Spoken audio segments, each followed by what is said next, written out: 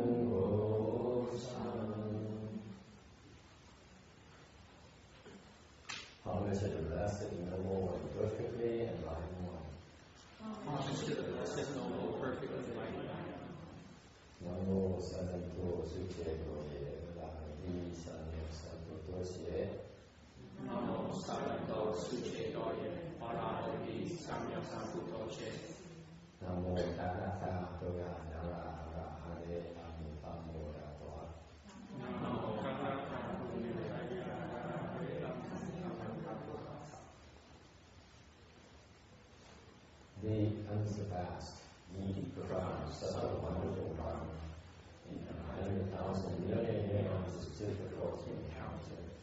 Now that I've come to receive and hold it within my sight and hearing, I vow to travel and possess Dharma's true and actual meaning. Purang Shen Shen Wei Niao Fan Ban Jian Wan Jian Nan Zhao Yu Wo Jian Jian Wan De Shou Chi Yuan Jie Ru Lai Chen Shi Không vui thì đối sáng đó sẽ trở về sáng đó nên một kẻ nói nên một Vietnamese advisor ngay đó people with that Vietnam with that họ thường tìm qua physical cái gì tiền tri thức một phần Chư Phật Bồ Tát Di Tạng Bồ Tát sinh hoạt sanh thành各位经典各位相继续And we have some mics because some people might take some notes. Thank you.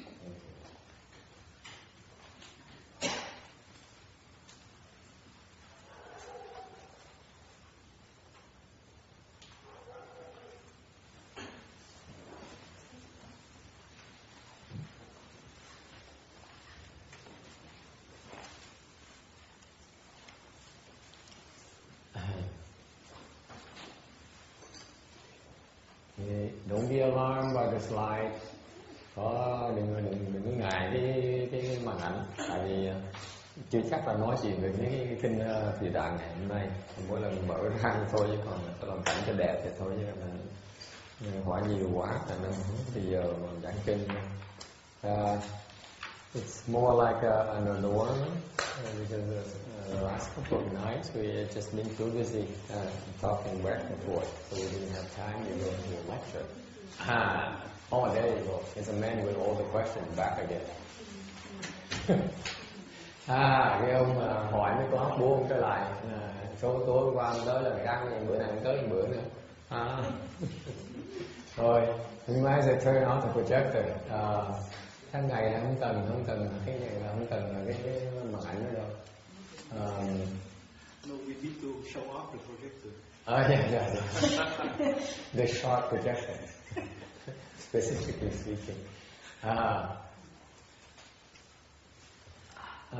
Ngày nay vui lắm, hoan hỷ lắm. Tại vì anh thấy ngày thứ bảy của cái Phật thất mà mấy người tới đây ta tu giỏi cái thành mừng vậy sao? I'm very happy because this is the 7th day of the last day of our Phổ Chi, and I'm very impressed with the hard work. first of all, I like to recognize the children, because they give it their all. Trước hết đó là phải cảm ơn quý sư cô, quý sư cô đã cực nhọc rất là nhiều. Quý cô hôm lượng đi thực hiện. Rồi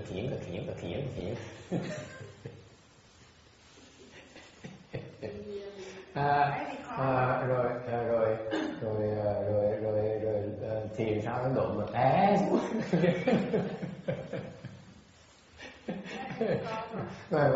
rồi xả thân bị phạt. First of all, I'd like to recognize Nguyễn she kept some limping around the temple for the last 7 days. And she worked so hard that she was meditating on her chair and he passed out and fell to the floor. And then the other Vietnamese bhikshunis và những hai chị cô kia nữa, hai cô trẻ kia,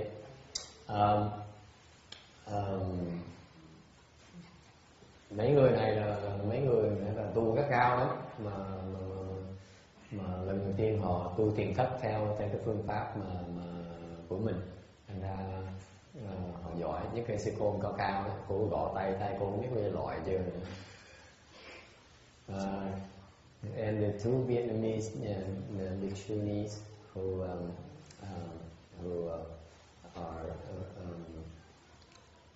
intent on cultivating, and is the first participation of our Dharma in our Dharma assembly, and they chose to have to participate in a Phổ Chi. Usually you break them in gently, like we have like half a day and maybe 3/4 of a day. They increase incrementally. They jump right into the Phổ Chi. And the tall one, which has been hitting the woodfish with the very heavy baton. That thing is not designed for that. I don't care what they say. It's just way too heavy.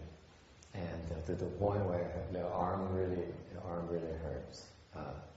In the future, we need to alternate. Trong tương lai mình phải đổi, chứ không phải đổi thay phiên nhau một loại mỏ.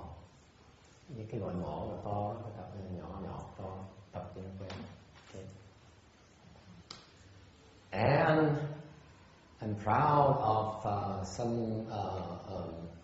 some young people who have been here the entire week. Bởi là có một cái nhóm trẻ tuổi nữa, tôi không biết là sao nó phí bây giờ đến tới đây tu làm gì. I'm still puzzled as to why you would spend your week here cultivating with us. The young lady and two young men. The young lady has been here the entire time, and the young men have been here the entire time as well. And yet,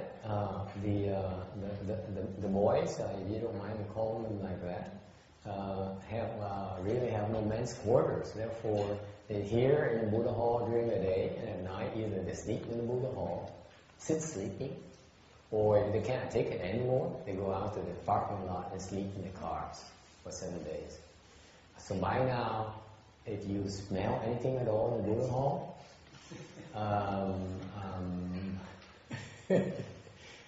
that's because probably a lack of taking a shower for some of these folks. Rồi có một cái nhóm trẻ, tụi nó mới có 30 tuổi hay là 31 tuổi, mà nó bỏ một tuần nó tu thì cái cô nhỏ xinh đó thì cô ở đây cả ngày, cả tuần luôn.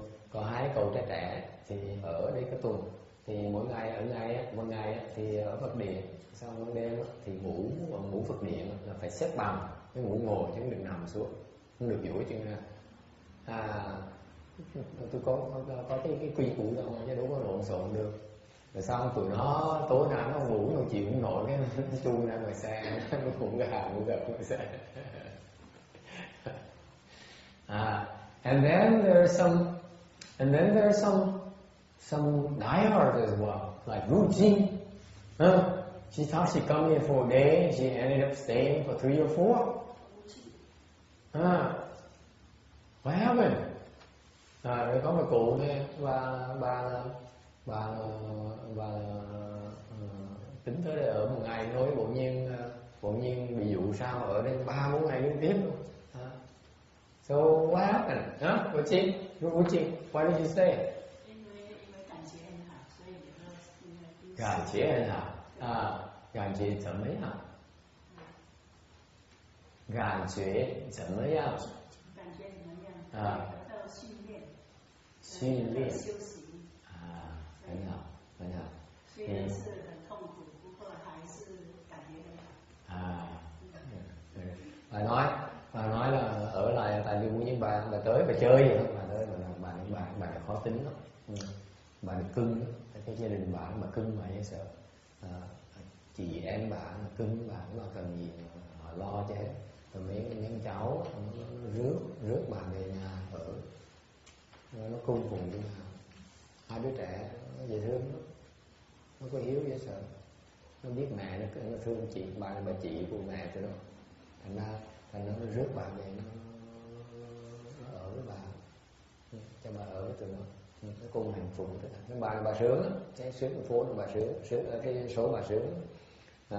Bà tới đi chơi vậy thôi, chứ còn bộ nhiên thích thú và ở lại. Chứ tôi hỏi tại sao ở lại thì bà mới nói là ở lại là tại vì thấy cái sướng sao? Tu thì không khổ, chân nó mỏi, lưng nó mỏi, đủ thứ hết, nhưng đều người thấy nó khỏe đó. Thì ra bà quen nói chuyện ban đêm bà ngủ được, và trước khi bà tới bà ngủ không được, cả đời bà ngủ không được, tự nhiên tới đây bà ngủ được, thành bà thích quá ở lại để ngủ, chứ bà mới tu vậy. Nó thiệt cái gì mấy con phò cái đêm những con gì nó phờ, cháu nó phờ luôn. Mấy người này tôi tới gặp nhìn bạn cháu trước nó có phờ.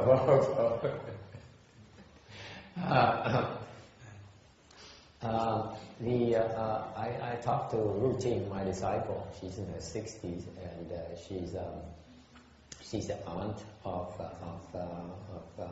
Janice and Jimmy, and she came here for maybe 4 days just to take a look, and planning on going back immediately.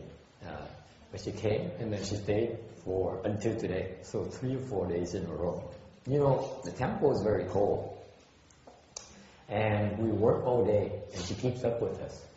And you can see that her legs are hurting, the backs are hurting, her waist is hurting, and yet she tries to keep up with it as much as she can.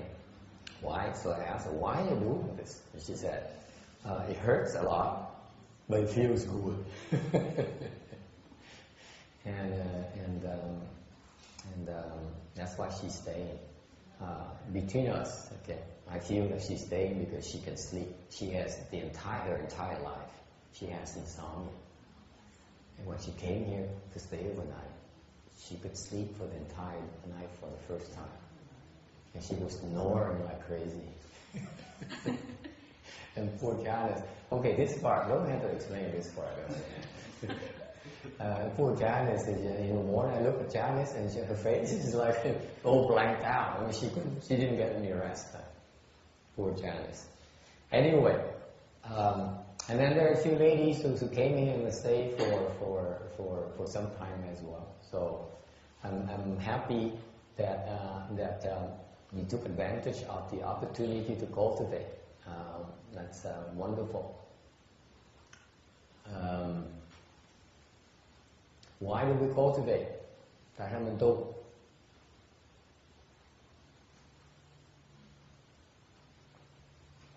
Tại sao quý vị tu? Why do you cultivate? What's in it for you? Có lợi gì đó? You should heard one reason right there. Bởi quý vị vẫn nghe một cái lý do đầu tiên đó là nó có cái mâu thuẫn ở trong đó. Khi mình tu hành như vậy, người nó mệt mỏi.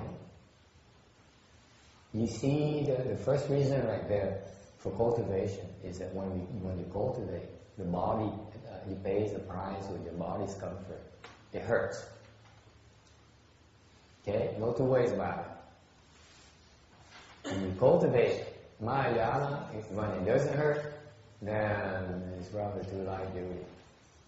Tại nếu trong bên đại thừa chúng tôi tu, quý vị tu tới cái chỗ mà tu bỗng nhiên thấy nó thoải mái sung sướng quá, nó nhẹ nhàng, nó thoải mái dễ sợ, cái gì cũng dễ dàng. Thì đối với tụi tôi cái đó không phải là tu. Okay.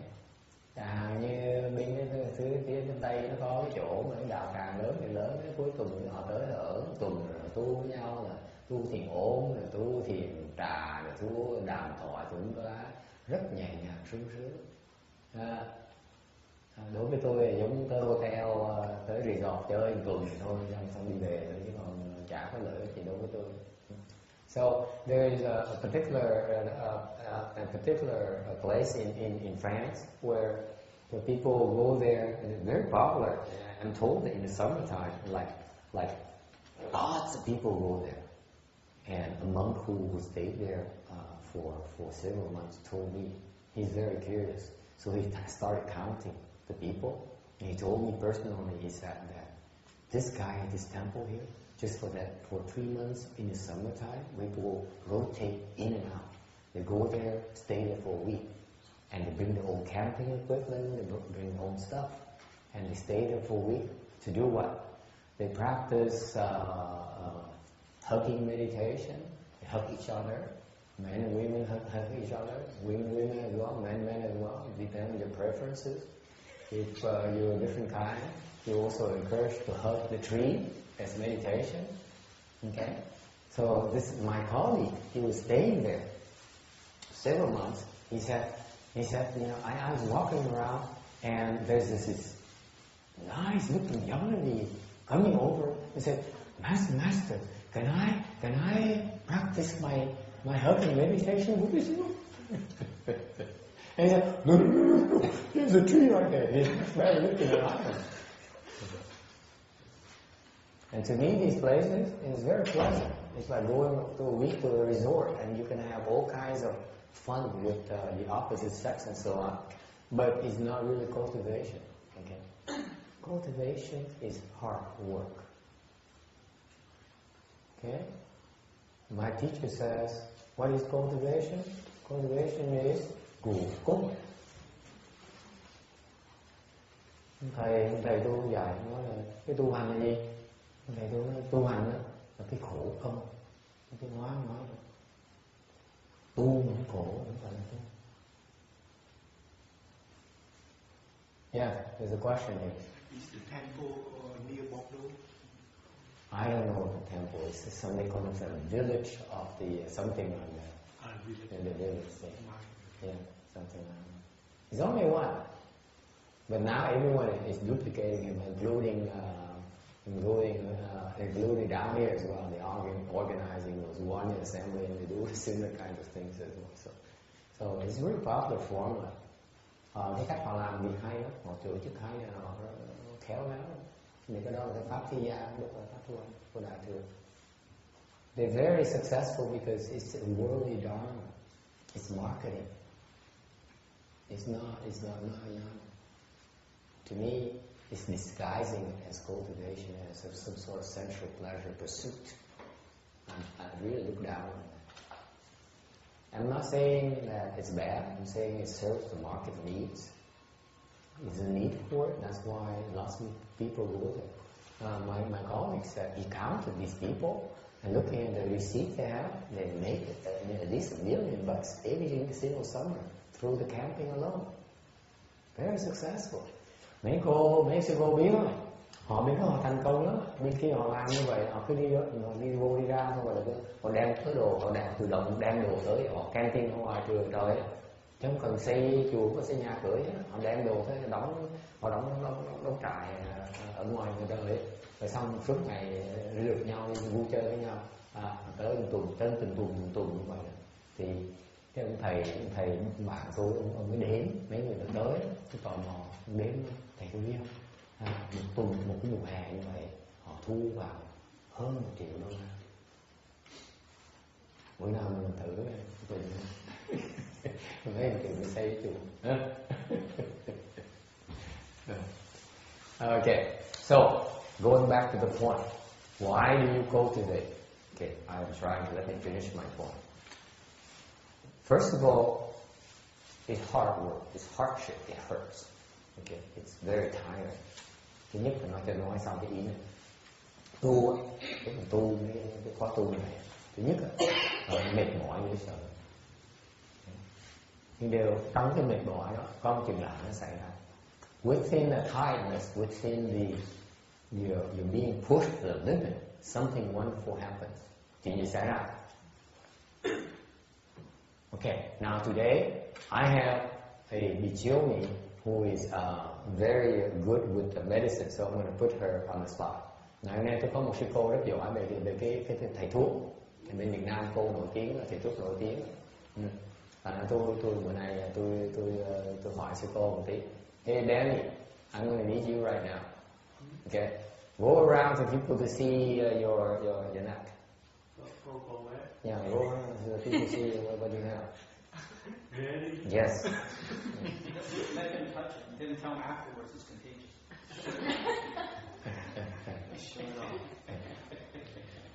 Cái gì có ai nó tu như vậy, tới để tu cũng tai hại như vậy. Look at how dangerous cultivation is. Look at this. Look at his neck. You see that? It's perfectly normal before he started the week. Now that's how he looks like. So he came to me last night and he said, Master, will this go away? Hey, nhìn cổ ông này, hai bên. Say, hey, routine, you see, show the people. Yeah. Hey, routine, touch it. You can touch it, routine. Thanks, but no thanks. Ai dám đụng không? Chứ cô nghe thấy chưa? Nghe này, cô dám đụng cái đó không? Ai dám đụng? Danny, I'm asking that anyone dares touch you? Anyone touch you at all? We haven't yet. But we don't mind. Anyone dare touch him? It's toxins up there. Độc không? Còn độc không? Ai dám đụng không? Okay. See it? Okay, sit down. Thank you. Không ai dám đụng hết. Này hết. Bây giờ tôi hỏi sư cô thầy thuốc, bệnh gì vậy?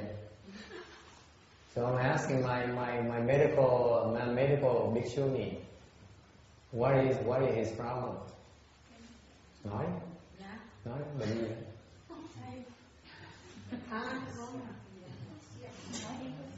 Viêm sao chữa nó? So you say, please spare me, don't embarrass me. Okay, I'm not going to embarrass you. I'm going to ask you another question. Tha cô cái câu hỏi đầu, để hỏi câu hỏi cái gì vậy? Bây giờ sao chữa nó bây giờ? Biết không?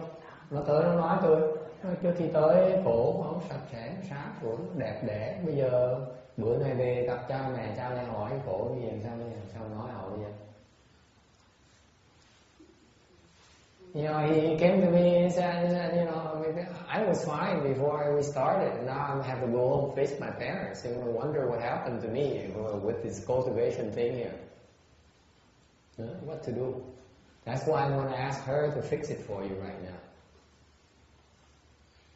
Thành ra bây giờ cô phải giúp con tay, và lỡ để nó không chữa, bây giờ nó về nhà rồi cha mẹ nó thấy là sao mình nói năng gì với cha mẹ nó bây giờ?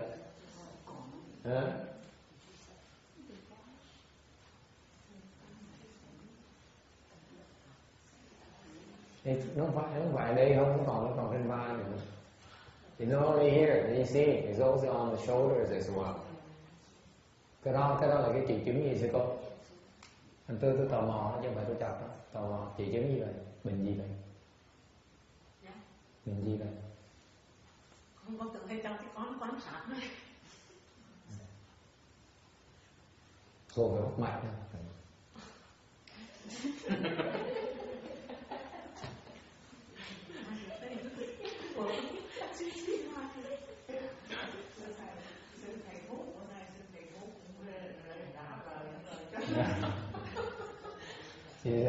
Yeah, the medical bhikshuni is also so white, so exhausted. She's not herself anymore. 5 ngày Okay, you will notice, just like you can't tell, but I can tell. For example, quý vị cũng biết, chứ còn tôi biết, tôi để ý có hai bà cụ tới đây tu, vài ngày bà tu tới đây đều bụng như thế, hai bà khỏe này. I've been noticing a couple of older ladies come here to practice the entire day for a few days. I noticed they feel much better, their health improved. Cái bà cụ kia này, bà cụ kia này. Đúng không ba? Thấy khỏe hơn việc không? Người nó khỏe ra phải không? I noticed that they feel better. Can you translate it? Or like I noticed that routine can't put it in those terms, but I know she's feeling so much better. Her health is better now. Yeah. Tại sao vậy? Why is that?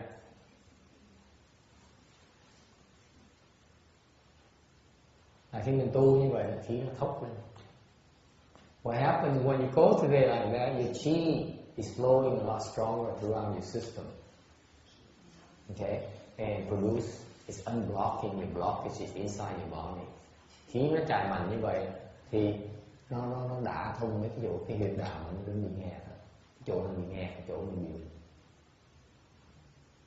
Okay, wherever you have blockages, that's where you will manifest as some sicknesses. Alright? That's why the chi flow is very important. When you cultivate, the chi naturally flows stronger, and therefore you're unblocking yourself, you're healing yourself. Tu khí nó chạy, nó thốc, nó chạy như vậy là tự động, cơ thể nó khỏe hơn. Let me tell you a secret about cultivation in Mahayana. Nói cái gì, sang sẻ cái gì, cái bí quyết về tu hành bên Đại Thừa. Bên Đại Thừa lý do tu hành kết quả nó rất là lẹ. The reason Mahayana is very powerful and is because probably Carol doesn't know this. Probably should have figured it out by now. Chắc cái cô mới tới là tôi chắc cô hiểu được. The secret of cultivation is to use the pain to train yourself. Bí quyết của bên Đại Thừa mình tu luyện, mình dùng cái đau để mình đau phải mừng. Yeah. 就是我有一个问题。Yeah. 就是我们练习那个深呼吸呀，跟我们那个打坐的那个呼吸会有没有抵触？有没有什么？深呼吸长。对，有什么？深呼吸。对。抵触还是有什么？会不会心啊？气不气？那个呼吸方式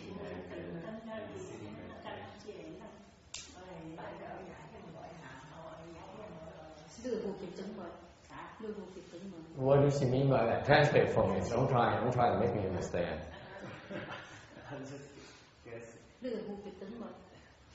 Hey, Janice, translate. What are you doing? What are you in samadhi or something? Translate for her. Cái hơi thở, phải nói cái hơi thở quá dài. Let me confirm what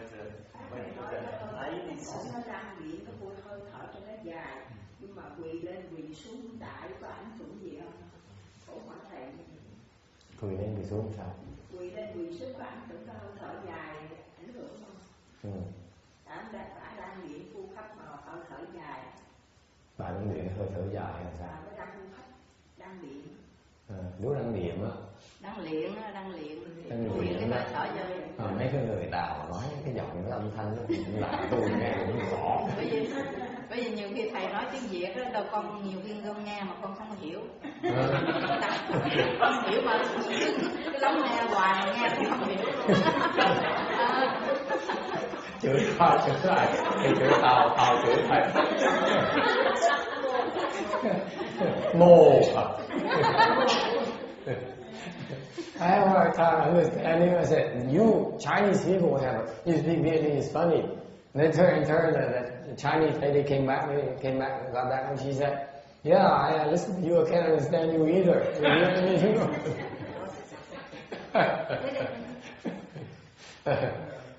This is utmost democracy. It's okay to criticize me to a certain point.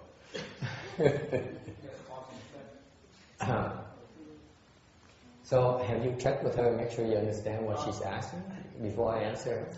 阿姨，你是说深呼吸跟打坐会不会就是有冲突？会不会说会有什么影响？会有那个我们的行的气不同的时候，会有什么抵触？有不好的影响？抵触 is conflict. Yeah, that's what. 抵触，抵触。Okay. So it's the breathing versus the what? The bowing or the meditation? The meditation. Ah, okay. Doesn't negative effects. Okay. Both ways.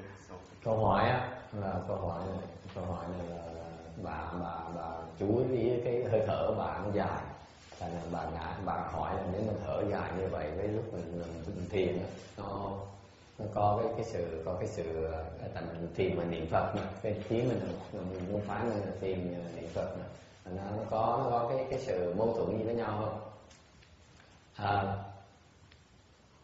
You should not concentrate on your breathing when you recite the Buddhist name. Lúc mà niệm Phật không cần chú ý hơi thở không quan trọng. Cái hơi thở lúc mà niệm Phật tự động mình thở tự nhiên, không cần phải chú ý hơi thở. What happens is when you recite the Buddha's name, sometimes the breathing is longer, sometimes it's shorter, it's natural. There's no need to pay attention to it. The only time to worry about it is when you stop breathing. But I would worry about the length of the short breath. Is not important.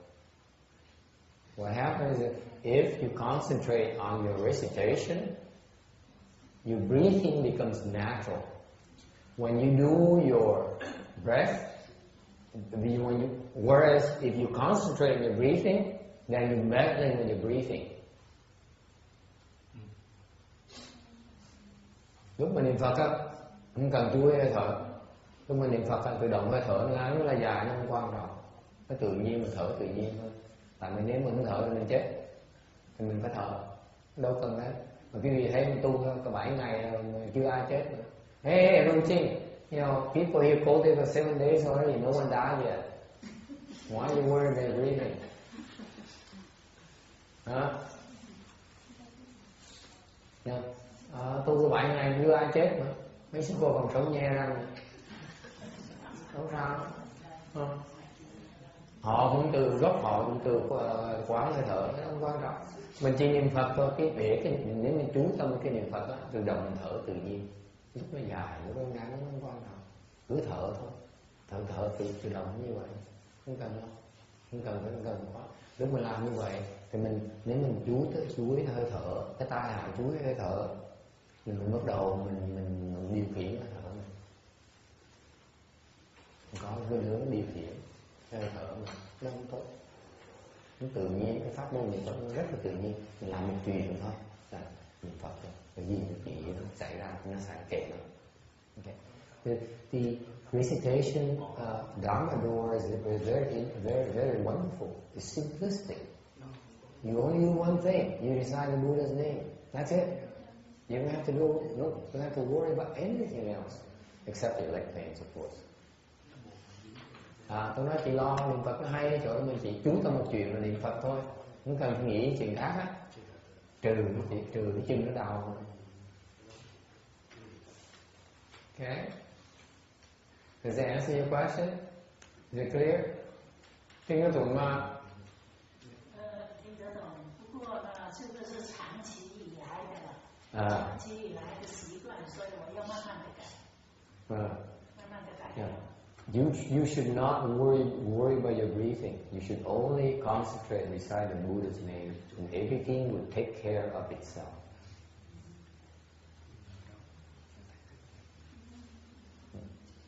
Và cái thói bà trước giờ tại vì mấy người ta luyện mà thường người dạy luyện hơi thở, thành ra ai cũng chú tâm hơi thở, thì đối với tôi cái hơi thở nó là cái chuyện không quan trọng.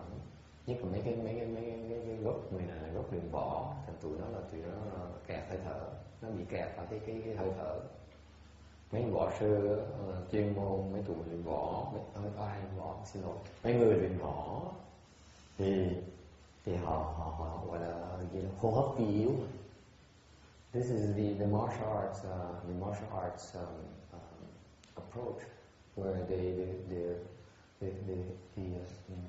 focus on the breathing. They believe the breathing is fundamental.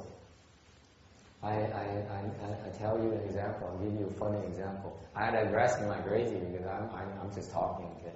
You have to ask me a question if you want to know about something. Because I talk and I get lost. Tôi nói mở miệng nói, tôi không có mục tiêu gì hết, nói bậy với bà, chừng nào cái gì nghe bên nhà thì hỏi tôi chuyện khác, tôi nói chuyện khác, chứ còn tôi không nhớ tôi nói gì nữa thì tôi quên rồi.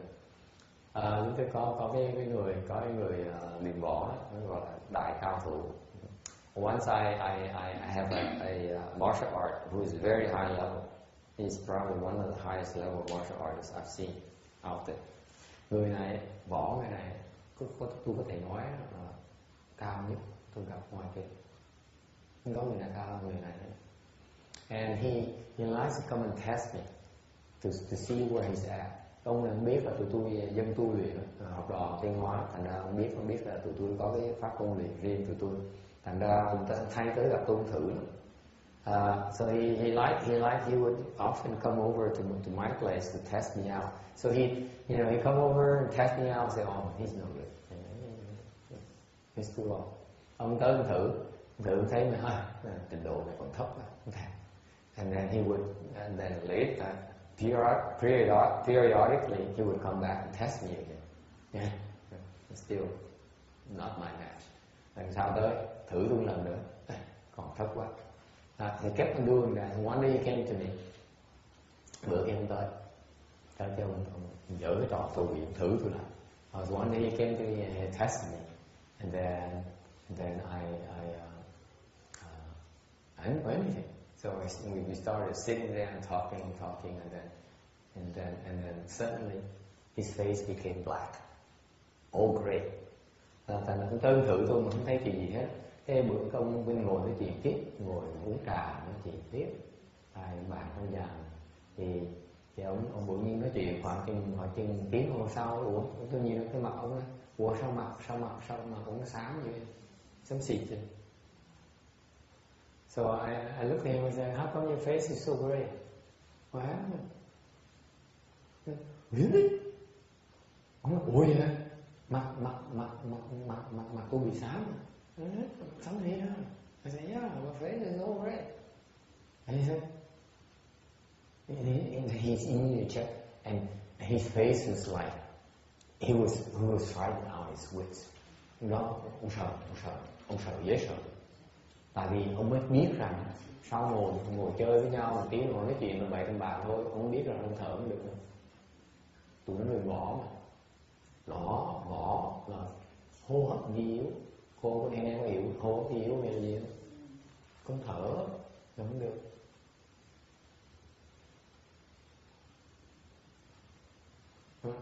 So he was frightened out of his wits because he realized he could not breathe anymore. And coming from a martial arts background, if you can't breathe, you don't make it. Okay? Ever since he never dared come back and test me again. Rồi đó bây giờ ông dám tới gặp tôi nữa. Tại vì ông bị đánh mà ông không biết. So he never dared to come and test me again because he then realized that he was attacked and yet he didn't even know it, invisible. So it's a frightening thing for them. They all have to go to this, go that, to see the Tai Chi, the elephant, the wall. Mahayana it's invisible. You can't see it. Frightening to them. Sợ tại sao vậy? Bên cái tụi võ thuật, bên tụi mà luyện công thì nó phải dùng tay dùng chân. Hàng nó tập thì nó phải tập lại cái thế võ voi, thế võ trâu. Còn bên Đại Thừa hoàn toàn không có tướng, đánh cũng không biết, nó sợ vậy. Okay. So anyway, let me come back to my point. My point is that you feel better. Tu nó khỏe lắm. No two ways about it. Tôi dạy 5 năm, tôi dạy 5 năm. Luyện bỏ người sẽ khỏe tự động. Okay. Something even deeper than that. Chuyện nó còn sâu hơn một tí nữa. Là cái trường hợp cái ông Danny đó, cho cái vị thấy. Danny's case is an illustration of something that's wonderful. In that you work hard enough, your body expels toxins. Khi mình tu gắt gao thì bỗng nhiên cơ thể mình nó diệt cái độc, đốt cái độc luôn.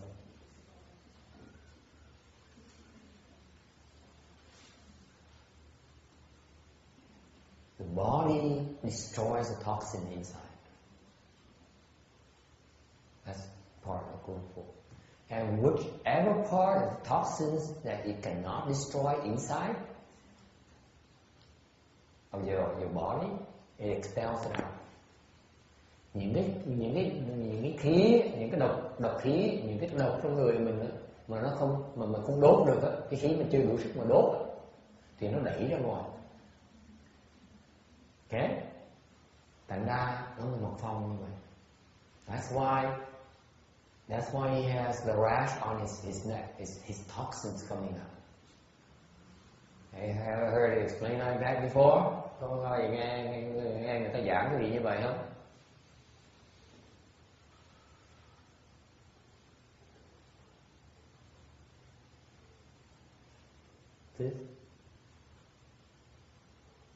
This is something that I have similar problems before, and I asked my fellow cultivators, and none of them could explain it to me.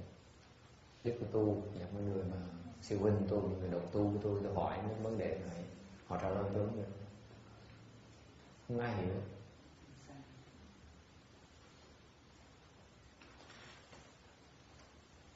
Đi thì xin lỗi. Okay, now the dictionary also has another kind of problem. Chuyện khác là sư cô sau khi có vấn đề khác, sư cô có gì nói cho đại chúng nghe này. Ngày hồi sáng sư cô nói với tôi là sư cô có vấn đề gì nữa mà nói cho người ta nghe. Cái sáng con thưa thầy mà con không thưa chứ thế, vì như thầy nói con phải biết là vì trong mấy ngày mà niệm Phật á, là con bị chú ý hơi thở, con niệm như mấy tiếng là một hơi thở vô hơi thở ra, cái đây có khi nó dồn nén hơi thở, nó sốc thì không có nghe. Hồi sáng con hỏi thầy nó biết đâu, khi ngày đầu tiên là nó nóng cả cái vùng đan này nó nóng giống như là nước đang dưa lửa đốt rồi.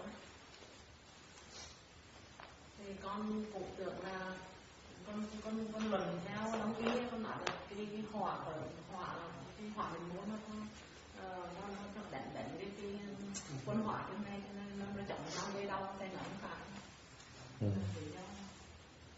She is cultivating, and she's coming from Eastern medicine perspective. She experienced some pain in her heart, serious problem, and she cultivated also the breathing thing as well. So she asked me whether she should be alarmed about that. And I said because from an Eastern medicine perspective, that's the problem. I told her not to worry about it. Phải dịch ra tiếng Việt, quên dịch tiếng Việt. Sư cô nói là sư cô tu vài ngày này, mấy ngày này sư cô tu thì sư cô có vừa niệm Phật và vừa chú ý hơi thở, thành ra sư cô bỗng nhiên tim nó nhói như vậy theo cái theo cái đông y thì nó là vấn đề không phải là nhỏ. Thành ra sư cô lo sư cô hỏi tôi nói là không có gì phải lo hết. The point is that when you apply efforts, when you cultivate, it's a rather delicate situation. Lúc mình tu thì có cái sự phải cẩn thận cái việc tu hành. Thì lúc mình tu luyện mình phải cần có người hướng dẫn như vậy. This is why when you cultivate, we need to have someone to guide you. The instructor should be able to recognize what the problem is and how to get around the problems. Okay. Bởi vậy cái người mà hướng dẫn tu phải đủ sức để mà hướng dẫn, để mà mình biết là có thể phải biết giải quyết những vấn đề cái việc tu. Cái đó là cái phước lớn lắm. This is why when you cultivate with a good knowing advisor, you are extremely blessed. Tại vì vậy thì cái gì mà có được cái phước, có đủ phước lớn thì tu với người thiện tri thức thì tu hành tiến bộ rất là lẹ. Tôi số tôi nghèo thành tôi không được thầy, không được thiện tri thức bên cạnh dạy, thành tôi chậm chạp như sao cực khổ. I never had that kind of blessing, so my cultivation is much harder, a lot of trial and errors. Có người thầy là mình phải thử này thử nọ, đọc sách không mình phải thử. Chứ đọc sách đâu có mô tả hết tất cả những cảnh giới, những cách nào mình diễn tả như thế. So the books, the chant books and cultivation books cannot possibly elaborate all the various states and problems you experience. That's why you need a teacher. All right? Any questions? Ai thắc mắc gì không? Yeah. Thầy nói cái cậu này là làm sao thầy lặp lại nữa? Nói cái cậu này cái cổ đó. Cổ tại vì lúc mình tu á, mà khi mình tu mà cái người mình mệt mỏi nó đau á, nhất thì con người mình tự động nó thúc cái khí lên để nó đả phá cái đau của người mình. Thành cái đau rất quan trọng. I forgot to elaborate that. Okay, she asked me the question again. What about Danny's case? I'm saying that when you cultivate and your body is in pain, your body naturally increases the chi flow, so that the chi flow unblocks these pains, takes care of these pain problems. That's why the chi flows naturally a lot stronger. That's how you build your kung fu. Tại vì công phu mình lên rồi, tại nếu tầng này nếu cần đau thì công phu mình thúc mạnh lên, khí nó thúc mạnh lên mình mới đả phá được. Mà càng ngày mình cứ ngồi lâu, ngồi như càng ngày càng đau thì mình phải thúc mạnh, càng mạnh thêm, ngày đó mạnh đủ mạnh, nó đẩy nó đã thôi, thành công phu tự nhiên nó tăng. Nên tôi cho mấy cái bí mật luyện công mà miễn phí đó nha. Từ là phải trả tiền. Con á, tới đây là con tu mới có 3 ngày thôi mà con không biết, con nói là con tới đây tu con là con cũng không biết nữa. Thì trưa hôm qua thì tôi ở đây tôi thiền, tự nhiên cái lỗ mũi đó không biết nó bực một cái gì lên, nó đau dễ sợ luôn vậy đó.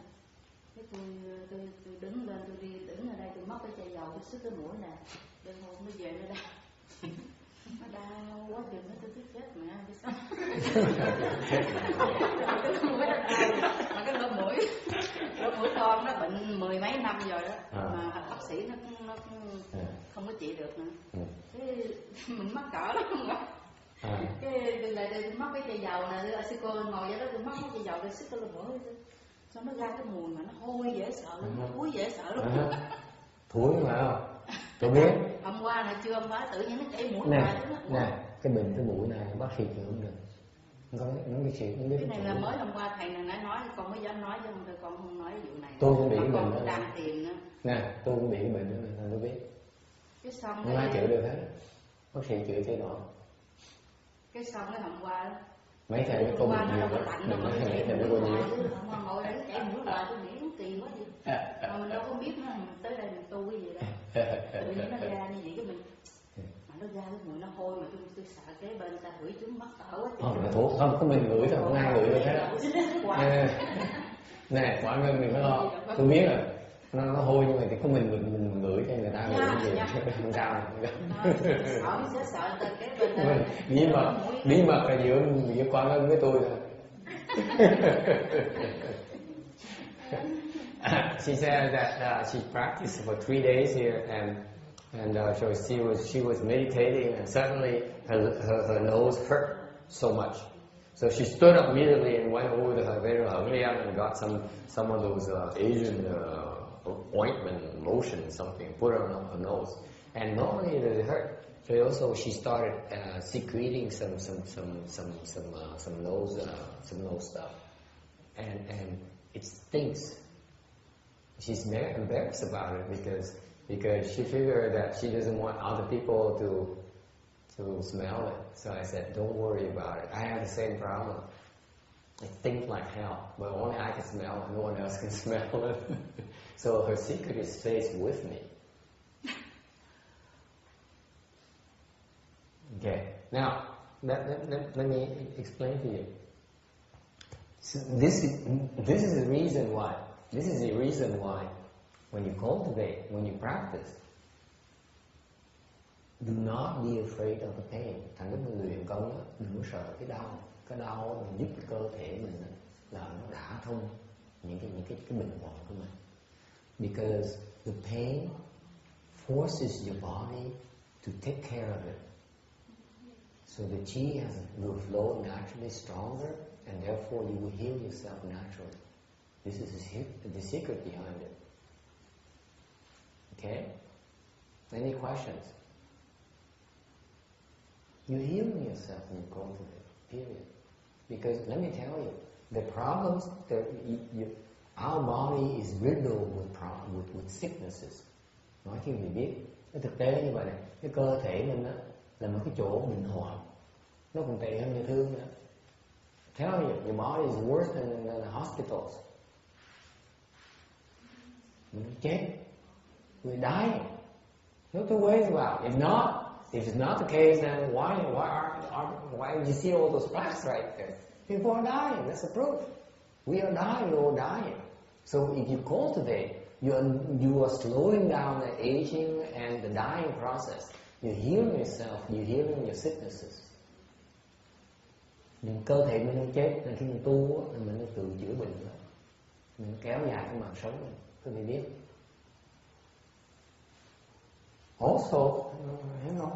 Also, you have to realize that the medical knowledge of mankind is limited. Cái hiểu biết về y học của cái loài nhân loại này nó còn nông cạn, nó chỉ cái gì rất là nông cạn. Có những cái họ chữa không nổi, ung thư chữa đâu nổi. Cái bệnh lỗ mũi này tôi biết có nhiều người bệnh lắm mà đâu có chữa được đó. So they're very, very limited knowledge. There are lots of diseases that they can't handle. For example, cancer. They can't handle cancer. Like this nose thing here, there's no cure for it either. You know why they have the secretions and the stinky secretions? Tại sao nó chảy mũi ra nó hôi? Tại sao vậy?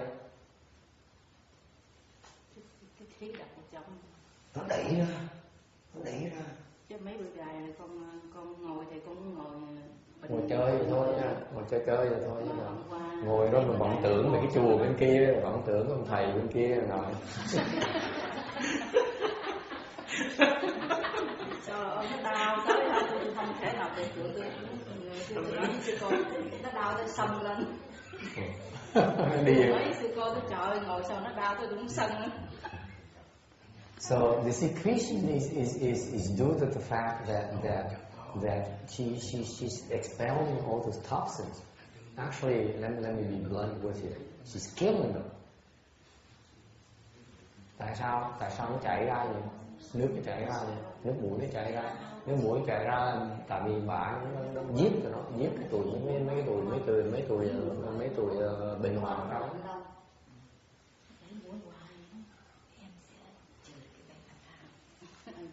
Okay. All right. Questions? Thưa thầy, cái này hỏi để hiểu chứ không có gì là thầy hỏi để hiểu chứ không phải là cái gì con này. Yeah. That would be the first time. She says, he says, I'm asking just to know, not any other motives. And yeah, that would be the first time. Yeah, hỏi đi. Thưa thầy, tu tịnh độ với thiền đó thầy, là khi mình phải tu vừa phải kết hợp tịnh độ vừa niệm Phật với người thiền, hay là nếu mà một cái người nào đó người ta thích về tịnh độ không thì người ta niệm Phật không, rồi mình không có thiền như vậy. Thưa thầy cũng như có thể thầy nói rõ hai cái, nhưng mình như tới đây thì mình có thể mình niệm Phật nhưng mà mình thiền nữa, nhưng mà người ta không thiền, người ta niệm Phật không, hoặc là thiền không mà không niệm Phật, như vậy như thế nào đấy? Nè, phải nhớ nè, ngày nữa tới hỏi một câu hỏi khó thì đừng hỏi. Không phải thầy, con tại vì thầy hồi nãy giờ thầy nói thiền để hết bệnh, niệm Phật có hết bệnh không? Thì tại vì thầy mà thầy nói thiền mới là hết bệnh. Thế bà niệm Phật không? Các bạn niệm Phật không có thiền không? Niệm Phật không? Không thiền. Thiền niệm Phật. His question is so you teaching chant and then feel and reciting Buddha's name, and is there any conflict between the two? What's the difference? And what if someone prefers doing chant or feel and not both? And he wants to be some explanation about the difference between chant and feel and how they are connected. Nghe đúng không? Good question. Câu hỏi, I say it's a good question, but again, just remember, you all get the quota of one hard question per session, no more. Okay. Câu hỏi này có giá trị, nhưng đều phải nhớ lại, khi bị muốn hỏi khó tôi hỏi được một lần thôi, chứ đừng hỏi lần thứ nhì. Ok, hỏi quá tôi chịu không nổi.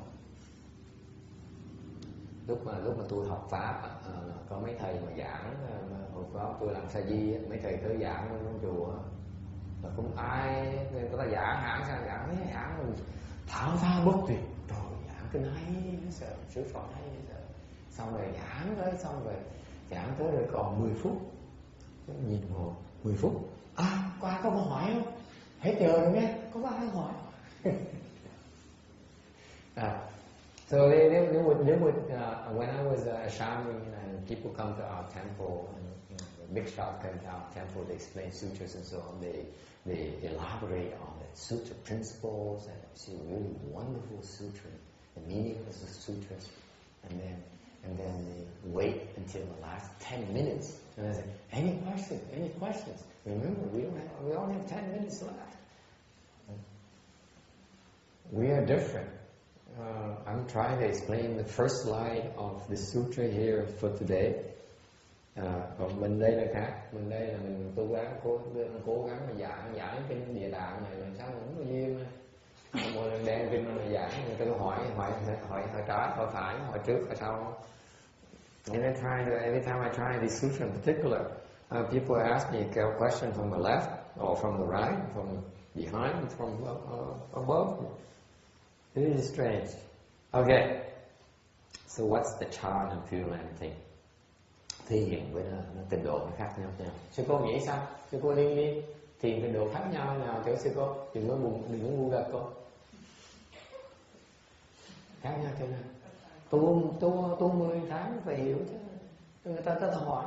Bữa nào mình phải có cái lớp để mình dạy mấy người mới tu thiền nữa. Ok? Dạy cái phương pháp luyện công. Tại vì cứ bắt tôi dạy từng người tôi mệt quá. Quý vị phải lo hiểu cái luyện thiền, các phương pháp luyện thiền. Tại vì những cái lúc mà chùa ta hỏi, tại cái chùa mình chùa tu, như là anh mới có thể hỏi phương pháp tu luyện đó, nên chỉ nên quý vị phải chỉ, chứ phải đợi tôi mà cuối tuần tới một lần thì chừng nào mới gặp được tôi, rồi sao mà học được. Sư cô đồng ý không? Hay cô thấp? I'm telling them that we are a temple of cultivation. Therefore, I'm asking Bhikshunis to pay attention to how to teach people on the fundamentals of meditation, because people who come and ask for some instructions, I just don't have the time to explain it individually, so they probably can help out. Fundamentals. Okay. Được không? Còn bây giờ sao thì cái trình độ nó khác nhau thế nào?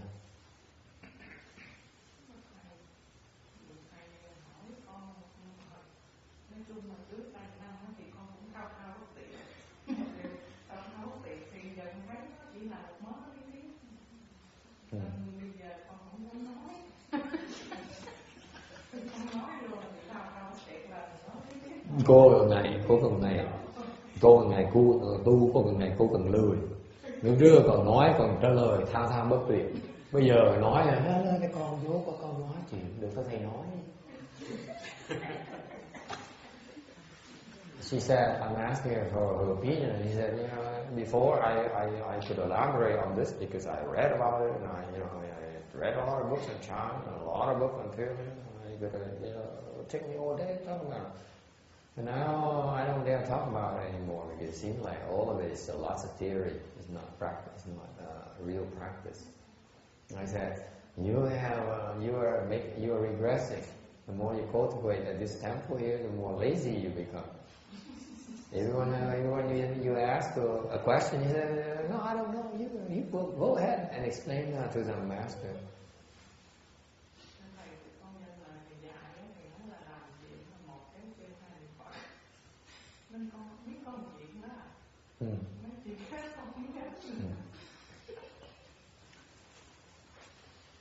Thì ra cái thiền với cái trình độ nó khác nhau. In fact, Chan and Pure Land is no difference whatsoever. If you ask me, personally, I see no difference. Đối với tôi, cái thiền với trình độ nó khác nhau. Okay, tại sao vậy? Why is that? Because the purpose of Chan and Pure Land, to me, is the beauty of Kung Fu. Đối với tôi tại sao nó khác? Nó khác tại vì đối với tôi cái thiền, cái trình độ, mục tiêu của thiền hoặc mục tiêu trình độ là mình luyện cái công phu của mình tăng trưởng cái công phu của mình.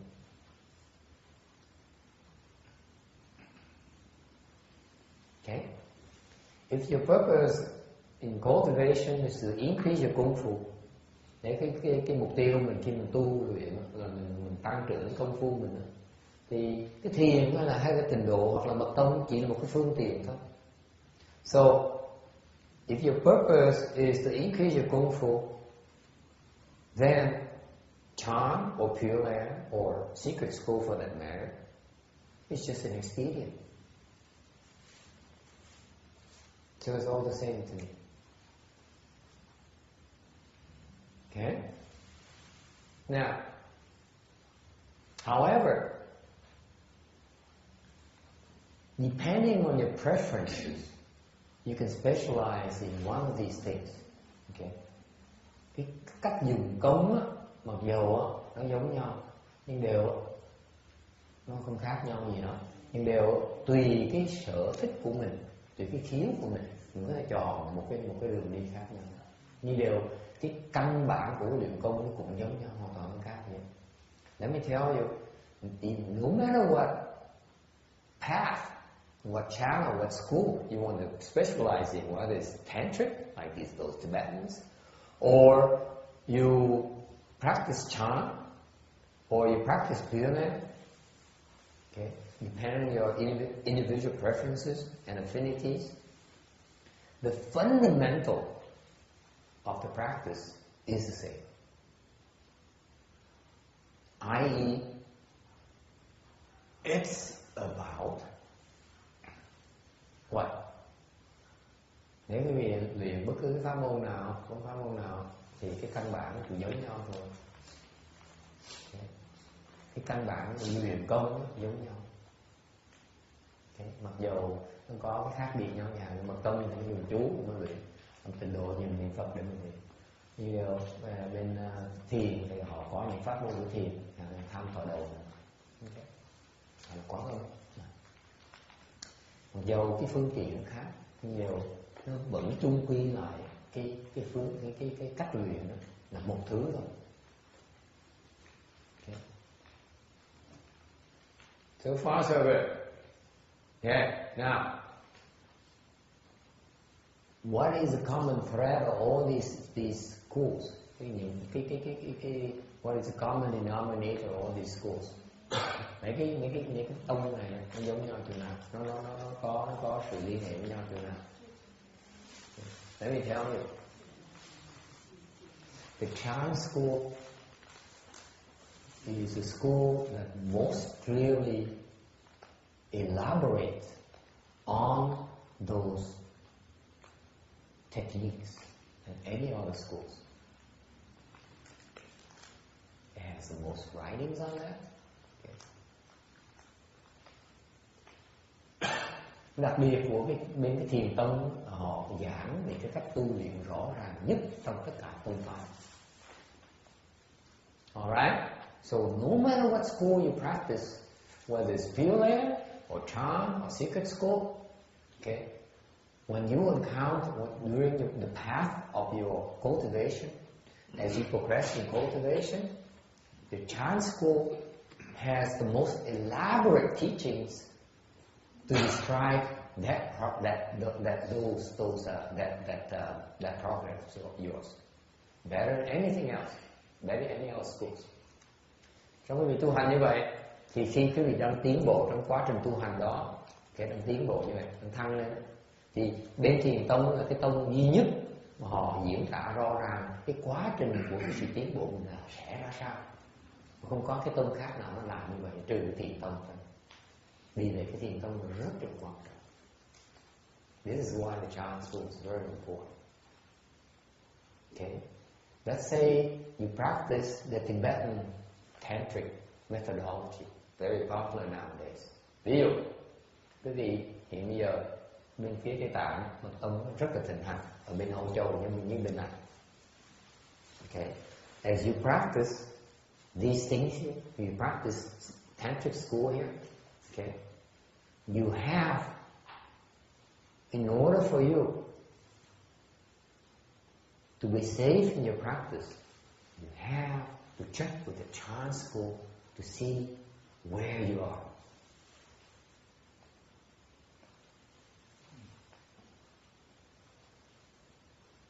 Thành mật tông bên tụi Tây Tạng đó, bên phái Tây Tạng đó, nó tu đối với tôi. This is just my personal opinion, okay? I'm no Tibetan practitioner, so don't. Again, whatever I tell you to go one ear goes out the other. It's just like Sunday, Saturday in the movies. Yeah, don't take me seriously. I don't know what I'm talking about. Nói là nghe vậy thôi, chứ cần đừng quá trọng này. Nói cho mình nghe cho vui thôi. Tại vì cái mật tông á, bên mật tông đối với cá nhân tôi, nếu tôi mật tông á, là tôi phải biết tôi đang ở cái trạng thái nào, cái trình độ nào chứ. Thì mật tông nó không diễn tả cái đó, chỉ có thiền mới diễn tả cái đó, mô tả cái đó thôi, mật tông đó. Vì vậy cái thiền tông rất quan trọng. This to me, the Chan school is the spine of Mahayana cultivation. Đối với tôi, thiền tông là cái cuộc sống của tất cả tu luyện trong cái đại thừa. Do not be misled into thinking that tantric school they call themselves as the supreme vehicle. Cái bên mật tông họ gọi họ một cách trơ trẽn là chúng tôi là đại tối thượng. Không phải. Tông.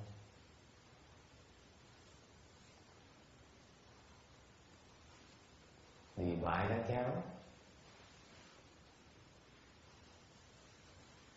Yeah. I say that your Tibetan friends are supreme vehicle.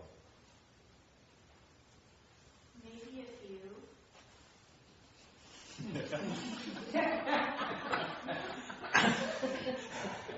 After an hour and a half, over an hour and 10 minutes, you still don't get it? It's just one ear goes in, the other one goes Very good. Okay. Great. So you need to have that roadmap that only comes from the Chan school in your cultivation. Thành lúc mà tu phải cần cái bản địa đồ của bên thiền tông mình mới an toàn được. Còn tu khi mà không hiểu cái thiền tông là phiền lắm, rất là phiền. Nói cái Việt Nam, những tổ đại tổ bên thiền bên tịnh độ đó, gốc họ gốc thiền. Thì biết không có ông tổ nào bên tịnh độ mà không phải là dân thiền ấy. Mấy tổ tịnh độ tôi biết hết cả mấy ông này, tôi cam đoan cái việc là mấy vị tổ bên tịnh độ tông đó, cũng có thể gọi là thiền tông tổ. I will tell you, the Pure Land patriarchs, I don't know all of them, but my personal opinion is that if they accomplish the Pure Land Dharma, then they understand Chan. They must understand Chan. Vậy muốn hiểu cái thiền hết tịnh độ tông đó, phải hiểu thiền tông. Okay. If they understand the Pure Land Dharma, then they must also understand Chan, the Chan Dharma as well. In other words, they could also be called Chan patriarchs as well, as far as I'm concerned.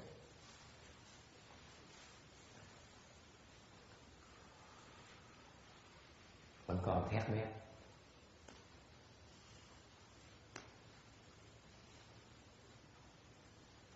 Mình xui quá, hỏi được một lần.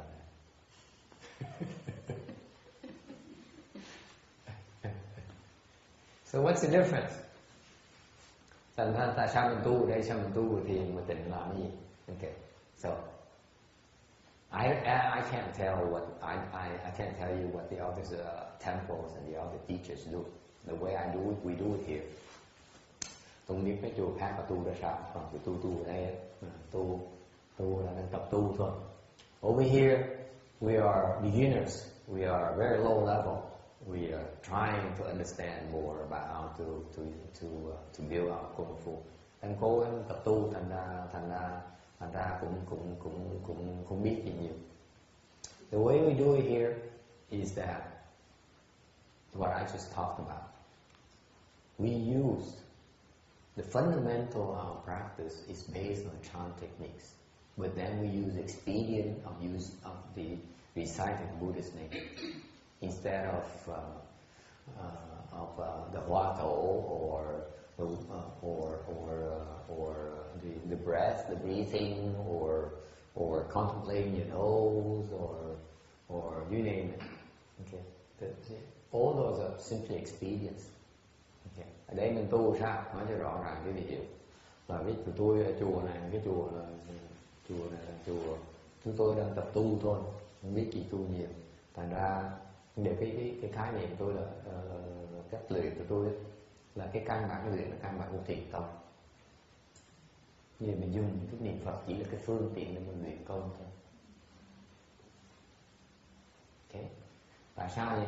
Thì thay vì mình dùng cái phương pháp môn của bên thiền, chẳng mình quán hơi thở, hoặc là mình quán lỗ mũi mình, hoặc mình quán cái tham thở đầu, một phương tiện khác nhau thôi.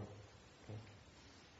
So why do we choose Pure Land, reciting Buddha's name versus a Chan Dharma? Okay. We could have chosen a Chan Dharma just as well. Tại sao mình phải dùng cái phương tiện của niệm Phật làm cái gì? Mình cũng niệm công thì mình có thể tham thở đầu, hoặc mình có thể quán hơi thở. Tại sao mình dùng niệm Phật làm cái gì?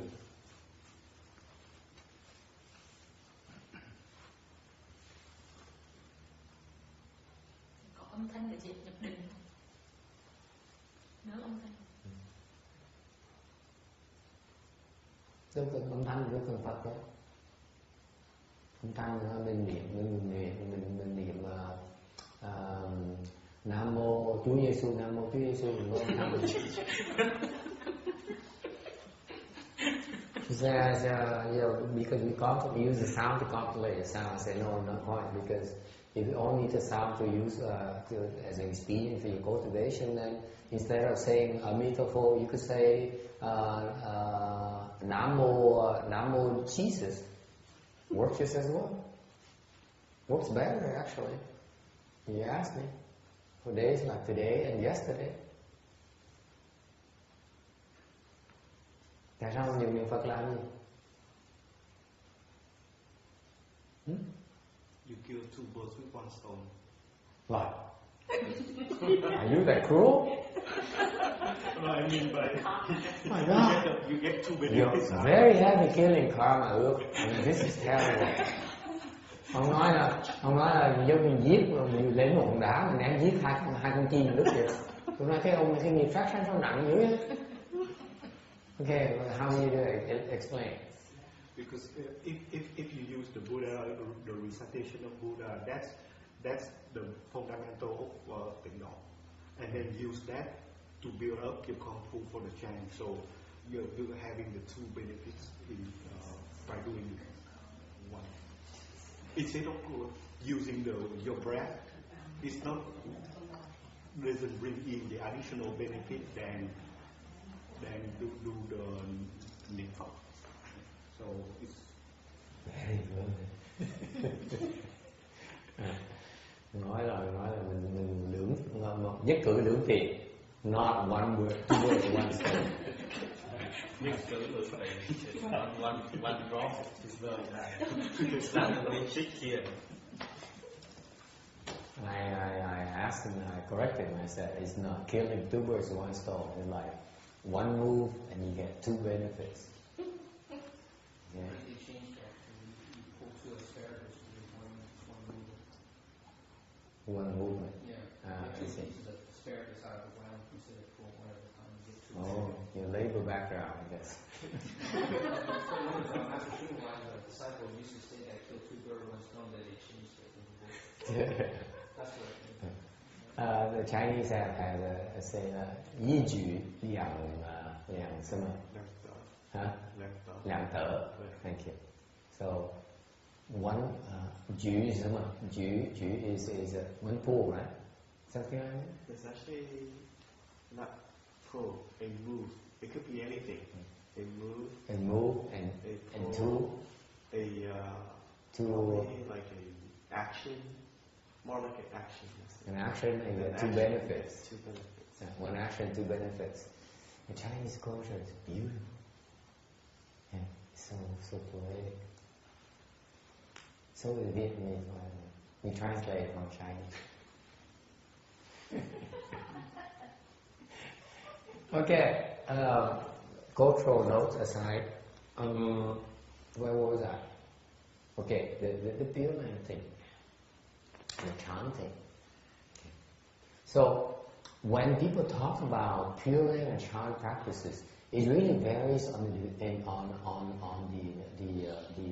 from temple to temple, I think. Mấy chùa nói xong tôi tuyên truyền xong tình tôi biết mấy chùa cái dạy sao rồi tụi tôi thì basically I tell you flat out it's basically chant using the reciting Buddha's name as our topic. Thành bên tôi chỗ này tu là cái căn bản tu là phương pháp luyện công của thiền tông, nhưng đều dùng cái phương tiện là phương tiện niệm Phật. Okay. Any other questions?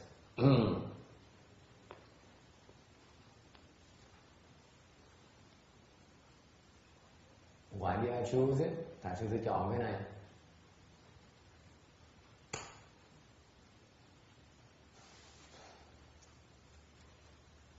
Tôi thích thiền. I love chant. Because chant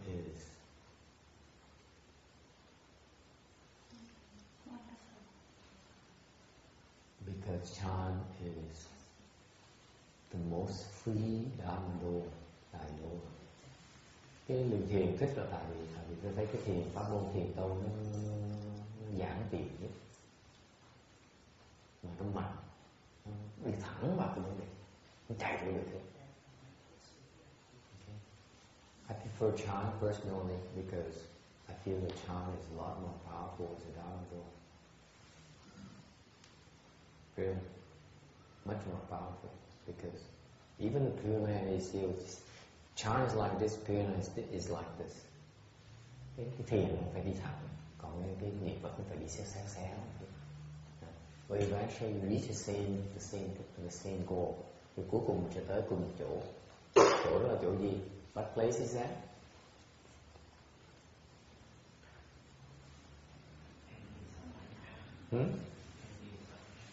Yeah, enlightenment. Giác ngộ.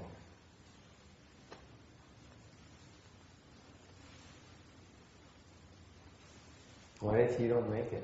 Càng như what happened? Let me ask you. Let's say those of you who consider yourself to be have superior roots, the Pure Land thing here is too simple.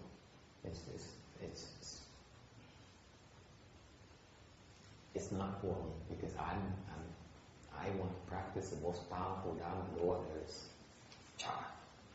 So, then I ask you, what if you don't make it? What makes you think by practicing Dharma you'll be enlightened this lifetime and end suffering and birth and death? What can happen to you? Ngoài cái việc có những người nói là tôi là căn cơ tôi cao dễ sợ, tối thèm tôi pháp môn trình độ nó thấp hay là cái gì? Cái thiền pháp môn thiền nó công hiệu nó lớn dễ sợ. Tu đó mình thấy mình tiến bộ rất là lẻ như. Tôi hỏi ngược là nếu như vị tu cái thiền đó, rồi lỡ trường hợp quý vị tu cả cuộc đời đó mà không giác ngộ được chuyện gì xa với quý vị. Đâu có biết nữa. Mình luân hồi chứ. You don't get enlightened in this lifetime, you evolve in the wheel. Go up in the heavens, go down in the hells, go through the animal realm, go through the ghost realm. Okay? You have absolutely no control whatsoever of your destiny. This is why I decided to teach Pure Land instead of teaching Chan. Tôi biết như vậy, tôi mới quyết định là khi tôi bắt đầu dạy thì tôi quyết định là tôi quyết định sẽ dạy thiền tông chứ không dạy tịnh độ. Tại vì cái tịnh độ nó cho mình cái lối giải thoát mà thiền tông không cho được. Bởi vì đối với tôi cái thiền tông mặc dầu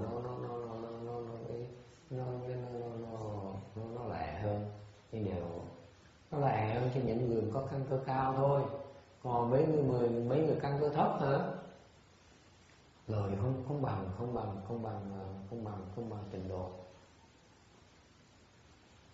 So I decided to teach Chan, teach Pure Land Sutra Chan is because if I were to teach Chan only for a select group of people who have superior roots, who will make it, then it's worth teaching. If I teach Chan to the ordinary people, common people, most of us, the majority of us, you will not make it. And therefore, by the end of your life, you fall. You will revolve the wheel.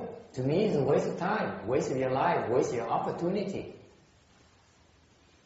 The Pure Land give you an escape route, just in case you don't make it. And let me tell you, the majority of us will not make it, will not become enlightened in this lifetime. Sự thật á, là phần lớn chúng mình đó, kiếp này sẽ không giác ngộ.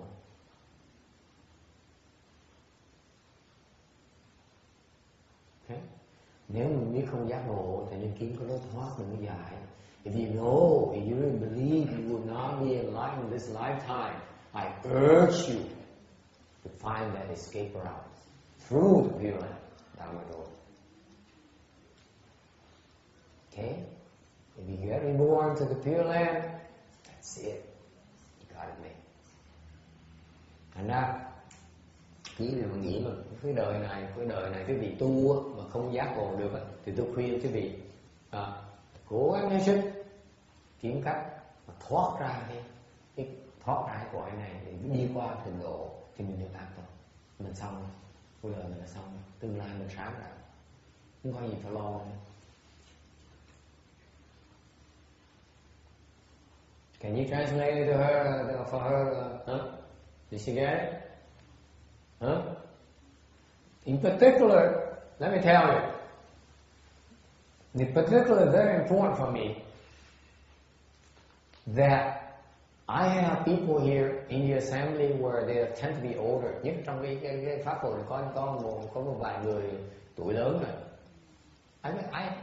Chances are that they will not become enlightened in this lifetime. Chắc là mấy người lớn tuổi khó mà giác ngộ cái kiếp này nữa. Hả? Sao cười? Sao cười rồi run chi, nhập chi? Hả? 你笑什么？我觉得老师讲的很不错，很对，这一世很难很难。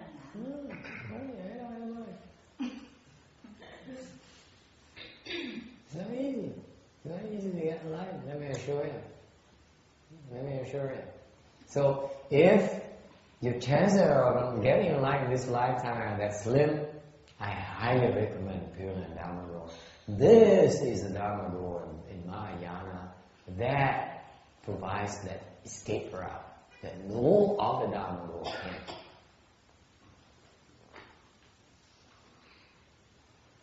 Cái thiền tông là cái duy nhất, cái pháp môn duy nhất trong cái đại thừa mà cho phép mình cái lối thoát, cho một cái lối thoát mà những pháp môn khác không cho này. You're talking tịnh độ, not thiền môn. Feel này, not chai. You using thiền môn, that's right. Thiền môn kệ cho. Đâu có hiểu, đâu sao nói vậy thôi, tôi biết nói vậy. Không sao đấy. Doesn't matter. I use the wrong word in Vietnamese. I talk about Chan. I meant Pure Land. I said it doesn't matter. They pretend to sit there, but they don't get anything. So. Okay. Any other questions? Okay. What if you have superior roots? Ngược lại, hỏi thêm cho nó rõ, nói cho đối tượng là chà, sư cô mặc áo bằng bà, nó nghĩ sư cô có thường căn. For example, that Bhikshuni in yellow, she may be old, 70 years already, and she feels that she has superior roots. Should she practice Pure Land? Cho nên tu tịnh độ. Should she practice Pure Land? Cho nên tu tịnh độ. Sư cô mà có thường cảnh thì tu thiền thì nó giác ngộ lẹ hơn tịnh độ tu làm gì? If you have superior roots, I recommend Chan.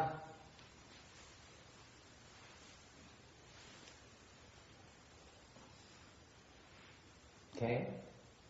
If you're that certain of yourself, you think you're that great, go for Chan. Cái vì nghĩ cái việc tà như vậy, tu thiền rất hay.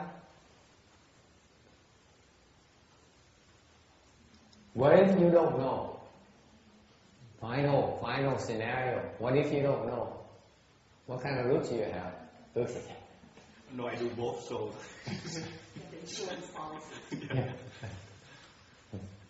Nhớ mình biết sao, biết cái căn cơ mình là sao, tu bây giờ.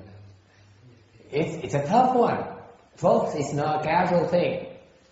Okay, if you don't know and you truly have superior roots and you cultivate Pure Land, aren't you wasting your time? No. Wait.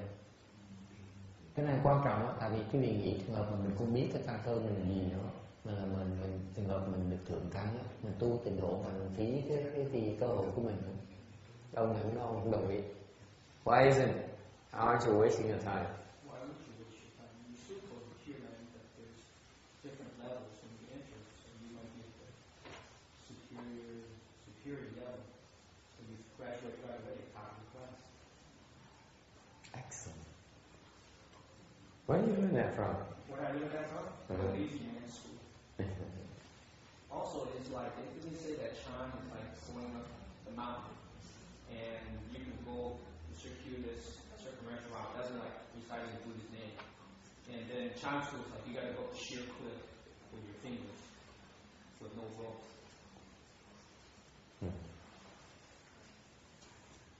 Ông nói trả lời đúng. Ông nói là phí thì giờ đâu, chứ cô có vàng không phí thì giờ của cô đâu.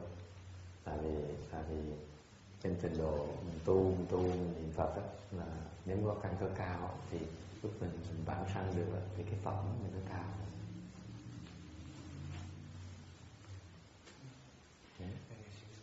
Actually, it's kind of it's more involved in that.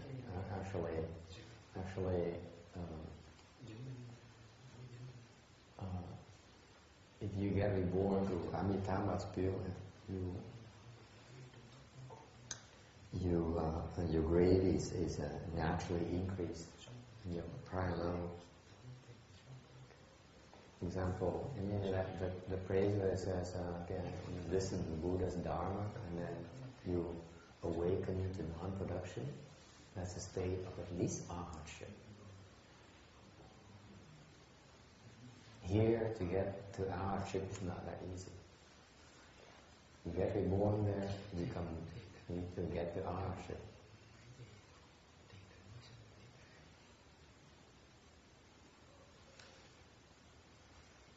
Không phí thì giờ không, tại vì nếu ví dụ căn cơ cao, cái người căn cơ cao thì tu bất cứ pháp môn gì nó thành công thức rồi. Let me tell you, if you have superiors, whatever dharma you cultivate, you will progress very quickly, regardless. Okay? On top of it, on top of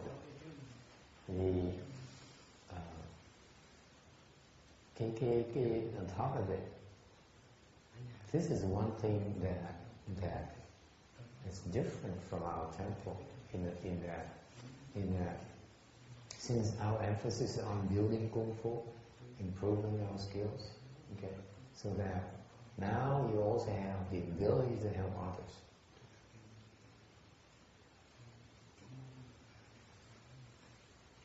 Get there. Okay. Chuyện khác nữa là khi mình căn cơ mình cao thì bất cứ pháp môn gì mình tu mình sẽ tiến bộ rất là nhanh. Okay. Cái hay của những trình độ tâm là khi mình có được cái công phu nó có được cái lợi này, mình có lợi giúp được người ta đi bằng sanh.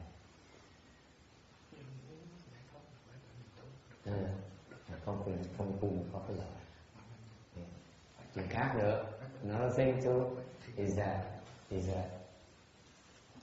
the Pure Land also has a very special aspect. Nhất là trình độ tâm có cái rất đặc biệt nữa là những cái người thân của mình đã chết quá cố đó, trình độ tâm có thể giúp được, cái pháp trình độ có thể giúp họ bằng sanh được nữa.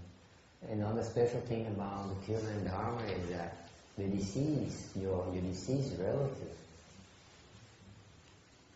they can receive help to get reborn to the Pure Land as well. So you can reach backward in time, okay, and pull them out, okay, and help them get rebirth. So not only are you benefiting yourself, you're benefiting greatly your own family and the people you love. That's what I like about the Pure Land. Okay, the chant is very, very individualistic. That to me is weakness, not reality. If you're that strong, but you can't help your loved one, what good are you? Đối với tôi thích cái trình độ tâm hơn, thiền tâm lần này gần nghiên cứu cái trình độ tâm này cũng thích là tại vì trình độ tâm cái đặc biệt trình độ tâm khác mình có thể mình giúp những người quá cố, giúp người ta bằng sanh được. Okay. Thì tại vì đối với tôi thiền tâm là cái tự lực thôi, là họ tự giúp họ thôi. Chứ còn bên trình độ tâm khi mình có sức á, mình có thể giúp những người đã chết rồi, người thân nhân mình á, những người quá cố đó, okay, đi bằng sanh. Nó quan trọng với mình, đối với tôi nó quan trọng chứ. Những người mình có cái liên hệ mình rất lớn lao mà đâu có thấy người ta khổ, thấy người ta thấy khổ sao không giúp nó được. Okay. It's important to most of us because if your loved ones are in trouble and they need help, you can't say I'm enlightened, I'm fine. Good luck. I see you next time. Okay. Then your cultivation is useless.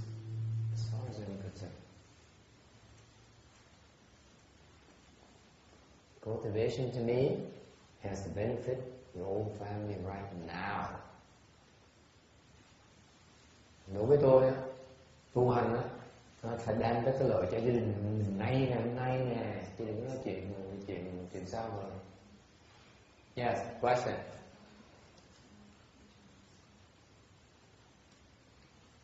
No questions?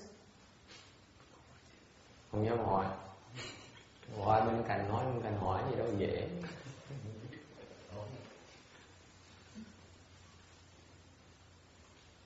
Okay. Thế thầy, vậy hỏi ra thầy. Mà không khó đâu, cái này hỏi gươm gì, cái này gươm gì. Không ai có thầy hỏi, hỏi question người ta hỏi như sao là. Hỏi. Thế này rồi. Cái tu thiền khi mà tới cái đỉnh cao nhất của tu thiền á là A La Hán hay là A Hàm cũng đó thì khi tới đó rồi mình tới chỗ vô sanh, mà vô sanh mình sẽ đi về đâu?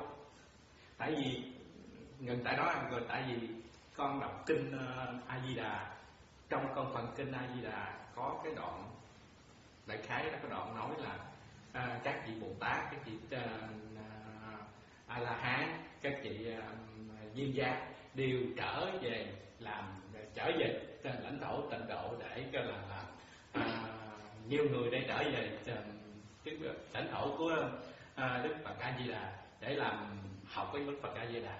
Như vậy mình thì mình đi về một cái hướng bên đây, mà khi một ngày nào đó mình trở về bên đây hay sao thầy? Trong cái kinh A Di Đà có để như vậy thì con mới hiểu là một bên đó là hơn mình nói là mình nói cái hiểu biết của mình thôi, chứ không phải là mình hiểu biết là mình hiểu biết hiện tại giờ của mình, nhưng mà không phải là mình hay hay mình dở vậy, mình tại mình hiểu được mình nói mình hỏi vậy thôi.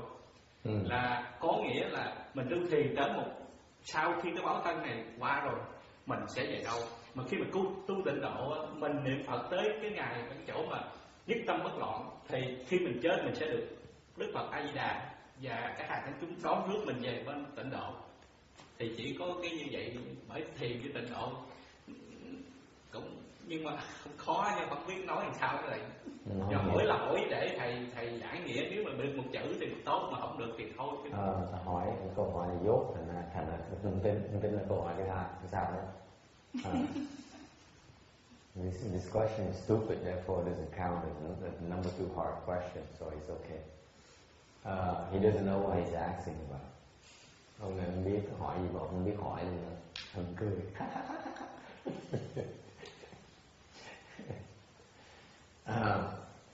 He's saying that the level of attainment of Chan school is arhatship. And what about the Pure Land, where you also the sutra says that the arhats and the higher level bodhisattvas who wish to be reborn there as well are there as well to cultivate. So why the diversions? What happens to that reincarnation thing? Okay. First of all, the Chan school attainment is not arhatship. Thứ nhất á, cái thiền tông, mục tiêu thiền tông tu công phu trình độ thiền tông không phải A La Hán. The question indicates that this man has been reading more on the Hinayana teachings than Mahayana. Câu hỏi này chứng minh là cái người này á, ông này ông đọc cái theo cái phái tiểu phu tiểu thừa của mấy sư cô này thôi, chứ còn ông không biết gì nhiều cái đại thừa nữa. Đọc sách phải cẩn thận. Kinh điển, đọc cái kinh điển, đừng có đọc kinh điển tiểu thừa. Bỏ thi ở đó, đừng có đọc tiểu thừa. I'm recommending to him that if he spends time to read Buddhist texts, read Mahayana texts, do not read Hinayana texts. Hinayana text is incomplete. It's a waste of time, as far as I'm concerned. Đối với tôi, bỏ thì giờ ra nghiên cứu sách vở. Nhưng có sách vở tiểu thừa làm gì? Tại cái sách tiểu thừa nó còn thiếu nhiều nữa. Thành ra phí thì giờ. Ok? Để cái sách mình đọc qua từ gốc từ đâu ra. nhớ chọn sách là có tổ ở trong, đốt cái tổ đọc. Còn sách mà đọc sách mà mấy người ta bầm bậy gọi với tôi thì đừng có đọc, đừng thấy gì vậy. So I say, even when you read these sutras, these books, pick the ones where the explanation, the teachings are from the patriarchs, not like the even the well-known or the famous teachers like that guy in France where they teach these stupid dharmas. They may be very popular, but they're extremely stupid. Or even an obscure monk like myself. You don't want to waste your time. Make sure you read the patriarch's text first as your reference point. Cái quan trọng nhất khi quý vị nghiên cứu là biết cái what's reference point in Vietnamese. Điểm căn bản. Điểm căn bản. Oh, it's reference. Like that origin, that is that zero. Huh? What's reference point in Vietnamese? Someone else me, huh? Google? Google. Phải biết cái mà định hướng, gần cái chỗ để mình định hướng được. Mấy cái sách mấy vị tổ sư mà dạy mình đó là cái điều đúng, là chánh pháp. Mình học những cái đó trước cái đã, xong thì nghe khác nó chọn lại những cái lời dạy của mấy tổ sư mình biết là những lời dạy mình đọc tiếp sau này là trách. You need the reference points of these patriarchs because then you know it's proper dharma. So when you read more text down the road, hopefully next text will be from me. Then you know, you recognize that what I'm teaching is not consistent with the patriarch's teaching. Then you know that you should not believe my teaching. Okay? It's very important to do that. Okay, so going back to the main topic. Trở lại vấn đề. So the time attainment is all the way to Buddhahood. Thiền tông đi thẳng tới cái giác ngộ cho tới thành Phật luôn. Chứ không có chuyện A-la-hán. Thiền tông thèm A-la-hán không chơi A-la-hán. And we tell you, when you practice chant and you shoot for arhat, I wouldn't bother. You're too low. You are not superior. I say you are middle. Quý vị nghĩ cái vị dùng thiền tông, tu thiền tông để mà đạt tới A-la-hán, rồi tôi nghĩ cái vị chân tôi còn hơi thấp, chế độ cao. Okay, so then the sutras, the Pure Land Sutra says, you get reborn to Pure Land, you see all kinds of sages there. Cái kinh nó nói, trong kinh A-di-đà nói, cái quả tịnh độ của Tây Phương Cực Lạc, tới đó gặp toàn là thánh nhân không, A-la-hán trở lên. Okay. Họ sẽ dạy cho mình tu. They will be our companions for the practice. Such a wonderful place. Okay.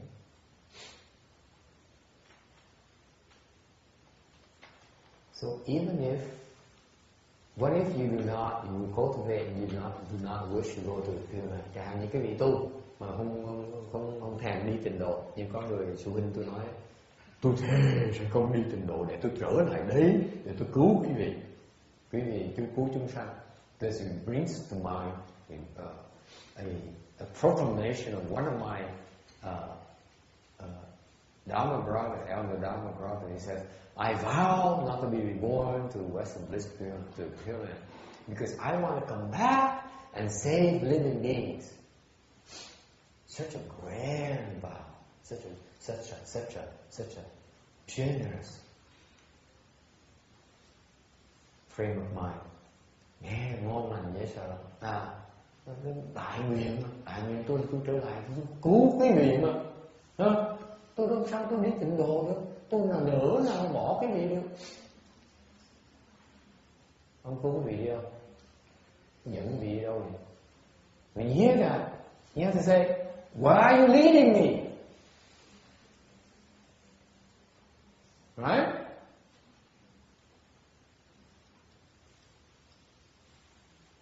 bệnh. Anyway, does it answer the question? Trả lời được chưa? Được. Bị chê quê. You have to come because it's very involved. Cái nó nhiều, thành ra nói vắn tắt thì thôi, chứ còn phải quan trọng là anh đọc sách hơi tầm bậy, bớt đọc mấy cái loại sách đó. Nó xung đột trong đầu, nó trật nhiều. Chúng ta tới mới học từ cái pháp nó đứng, nó rõ ràng, nó có liên hệ, nó rất chặt chẽ, không có chuyện mà nó xung đột đâu. Chứ còn thiệt sự thật là mấy cuốn sách mà dịch ra bằng tiếng Việt đó, mà dịch trật nhiều không biết được, không ai biết. Xong người này dịch, xong người kia lúc mà dịch ra là chép cái phần đó, bắt qua để cái phần dịch này cái người cái phần này tôi trật thêm. Sách kinh điển Việt Nam có tệ như thế. Thành để tụi tôi mấy sư cô này dạy vô lỡ dạy tới đây tôi đòi tới đây tôi nói không được đọc bên Việt Nam, đọc tiếng Tàu tiếng Anh không được đọc tiếng Anh, nó thẳng như luôn. Nên phải sư cô tội. I'm telling him that he should read less and less of these Vietnamese books because I feel that they are very inaccurate, very inaccurate, and that's why they only confuse you. They fail they miss the points, and the translations are inaccurate, and one guy translates and then the next guy copies a subpart of that, puts in his book, uses the wrong words again, so it deteriorates over time. This is why these poor bhikshunis who decided to come here to cultivate, I asked them not to read the Vietnamese text anymore. I asked them to read them either in English, the Arabic translations, or Chinese. But as a matter of fact, we have a Chinese teacher here amongst our assembly. Right. How much have you got? 2 minutes or 1 minute?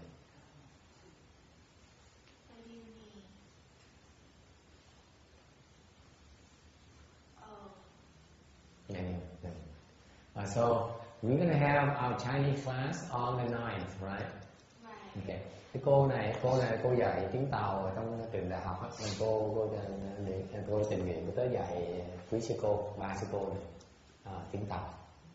Thì chiều thứ Bảy. So after sau cái buổi mà giảng kinh á, after the sutra lecture on Saturday afternoon, then we have our Chinese class. Okay, you're welcome to come and learn Chinese. I feel that Chinese is one of the most beautiful and profound languages of our civilization. Very profound culture.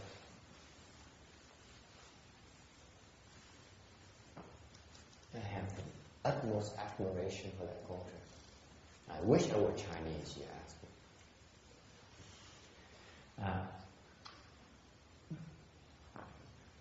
Thành cô này cô dạy cái mở nước Tàu, dạy tiếng Tàu ở đây. Sau chiều thứ Bảy, 6 giờ giảng kinh thường 1 giờ đến 3 giờ, 3 giờ rưỡi bắt đầu tới lớp tiếng Tàu. Ai có thời giờ tới học tiếng Tàu này, tôi khuyên học tiếng Tàu. Tại tôi nghĩ tiếng Tàu là cái tiếng rất là đặc biệt, cái văn hóa Tàu nó thấm thúy dễ sợ, hay, rất hay. Thì cá nhân tôi cũng ước ao là mình phải chi mình người Tàu, thì bây giờ mình có cái văn hóa mình được đỡ khổ dễ sợ. Mình chỉ áo ước thôi, chứ mình không đủ phước là người Tàu. Anyway, any other questions? Ai còn thắc mắc gì nữa không? Yeah. Thầy con thì hỏi thầy việc âm thanh thôi. Thầy trong khi mà trong những ngày qua thì khi ngồi xuống á, là nửa tiếng đầu mà niệm thì nó an ổn, thân nó ít đau. Sau hết niệm xong thì bắt đầu cái đau xuất hiện. Thì thì khi con cũng niệm nhưng vừa niệm Phật thì thầy kêu là niệm như thầy dạy đó, nhưng mà cùng trong một lúc thì cái ý tưởng nó khởi lên khi cái đau điểm á thì con có quán, con nghĩ cái niệm đầu tiên thì con là ô nếu như mà số người đều một họ cưa cái chân như thế chẳng đau hơn từ tháng chút. Cái niệm thứ hai là ô mình còn chết rồi thì nó cố thương thì mình cũng cái thân nó còn tán ra thì có cái đau mà đau, nhưng mà vẫn không vượt thẳng được, vẫn không vượt thẳng được cái đau. Thì xin thầy dạy cho làm sao mà vượt thẳng được cái đau rồi để mình ngồi được lâu hơn. Chứ cô chưa hỏi á, chưa hỏi là cô ngồi thiền, cô lúc ngồi thiền có niệm Phật á, thì thân nó không đau, ngừng niệm Phật một cái là thân nó đau, thành ra đau như vậy cô vọng tưởng, cô nói là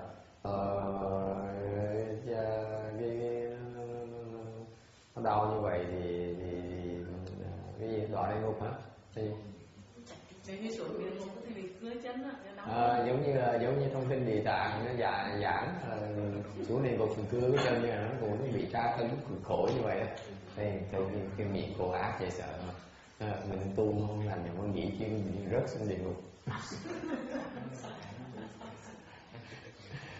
Cô vọng tưởng cái loạn đấy. Bây giờ câu hỏi bây giờ sao mà giải quyết vấn đề này? She's asking that when I recite the Buddha's name here in the last 7 days, everything is fine and it feels good. As soon as we stop reciting, we stop meditating, we stop, then it hurts all over. And so she had this thought is that it's just like I would fall to the hells, as the Earth Store Sutra describes, where I get tortured. It's like they take a saw and saw my leg off. It hurts so much. Okay. And she can't, whatever she does, she cannot handle the pain here. So what can she do? I don't know.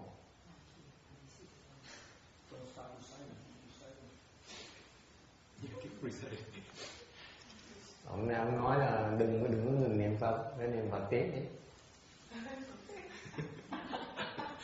Cũng như không. The point here is that you notice, for example, it may be cold. It used to be colder. It was colder in the morning, right? But as soon as we sat down, it felt cool, didn't it? Hồi sáng, cái Phật điện nó lạnh hơn bây giờ, lạnh thôi. Nhưng một khi mình ngồi xuống, lúc mà mình ngồi xuống mình tọa niệm, thì bỗng nhiên người nó mát ra, phải không? Có ai như vậy không? Anyone felt that? Thế? Nó mát đúng không? Nó nóng nữa, trời mà giỏi. She says, I'm warm. I said, I'm only cool. She's warm. Wow, giỏi ghê.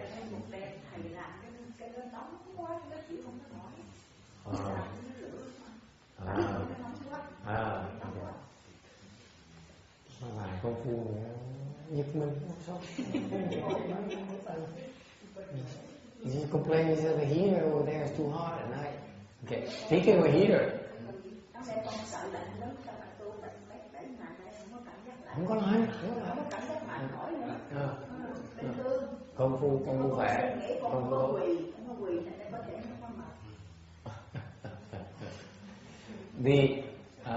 She says I'm warm. I'm getting warmer and warmer and warmer. She has no problem. She has some knees problems, so she can't kneel, that kind of thing. But we are. Vicky is helping me design some AC and heater for the Buddha Hall. Tôi nhờ trò tôi kể ra cái tại cô này làm cái việc này ở đền San Jose, kể ra cái máy lạnh với lò sưởi. Tại vì tôi quyết định chắc là năm sau mình gắn một cái máy lạnh với lò sưởi. Tại vì có mấy cụ tới, buổi sáng lạnh quá, tôi sợ bệnh. Mấy cụ con nít tới tôi sợ bệnh. Nhất là cái chùa này mình tu pháp môn Tịnh độ thì mấy cụ mấy bà lớn tuổi sẽ tới gì, hoặc là không cần nhiều, một vài người tới mà đủ rồi thì mình sợ quý vị bị bệnh. Thành ra mình mỗi lần lúc mình cần mình có cái cơ hội để mình có cái phương tiện mình bật nó nóng để cho họ không bị bệnh, họ có thể ngồi được. Tại lạnh quá họ ở lên cũng được. So Vicky is helping me design some AC and heater thing here for the Buddha Hall. I plan to install it next year. And the reason being that our Dharma caters to part of the group that we cater to is older people, and I want to make sure that if there are people here like younger children or older people that come to our Buddha Hall, we should turn the heater on so that they don't get sick or they don't get frightened and leave. Because our purpose is to encourage them to cultivate as much as they can. Tại mục tiêu chúng tôi tu là cố gắng khuyến khích quý vị mà tu được chuyện nào nó tu chuyện đấy, đừng ngại chuyện đó. Okay, so that's the plans.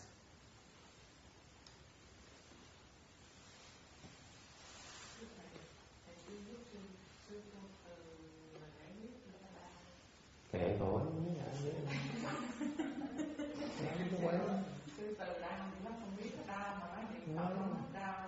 Mới đau 7 ngày một tháng thì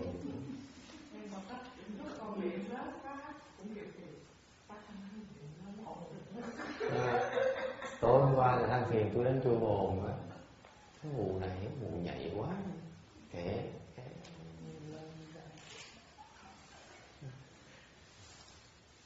She asked me, you didn't answer a question. I said, I don't want to answer a question. I'm not going to suffer a little bit. Suffering for 7 days? You can't take it anymore? What kind of wimp is that? And then she says, and then he also says, even she even told her that she should recite not as loud. I said, yeah, I have the same problem. Last night she told me I hit the bell too loud. This woman is way too sensitive. Yeah. Complain.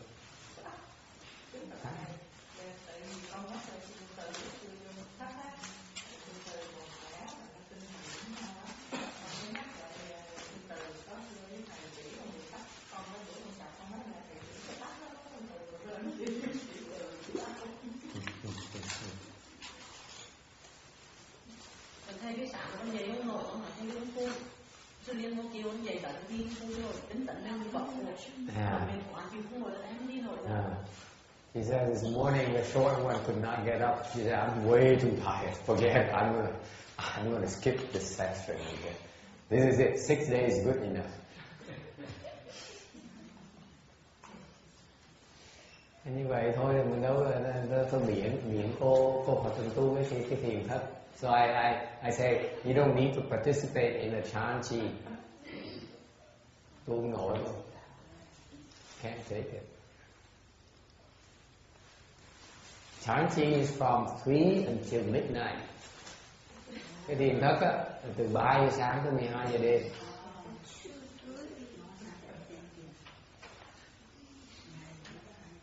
Okay. Chịu nổi đâu.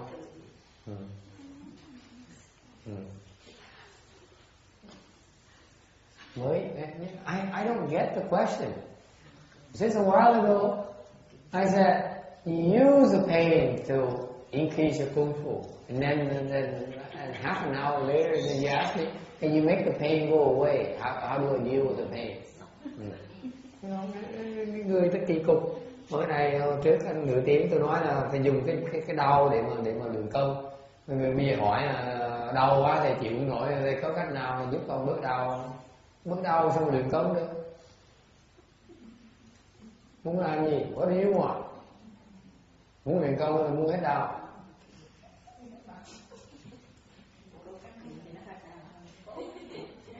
Tôi thấy đau tôi không nhức. Tôi thấy mình là đau tôi làm mơ. Cái đau chân quen. Đau để mà luyện công. I see people hurting. Good. I would sort of say this.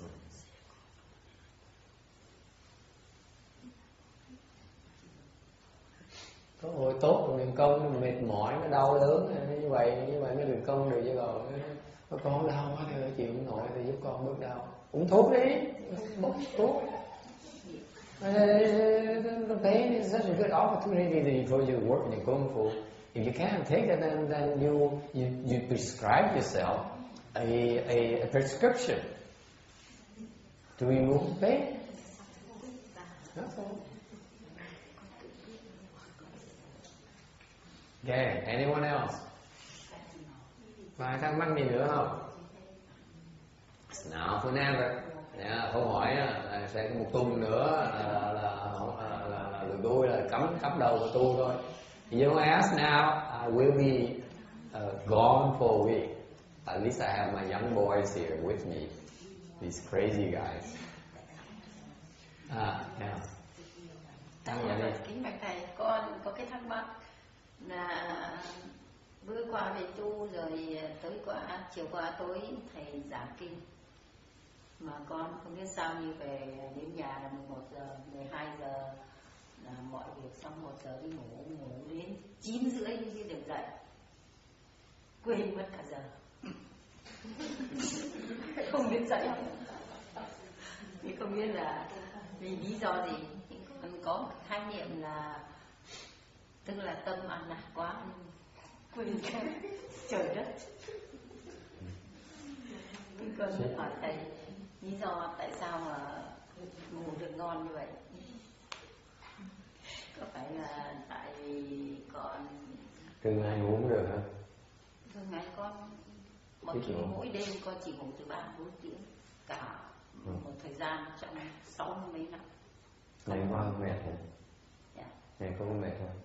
Không, con không mệt. Dậy vẫn tinh tấn.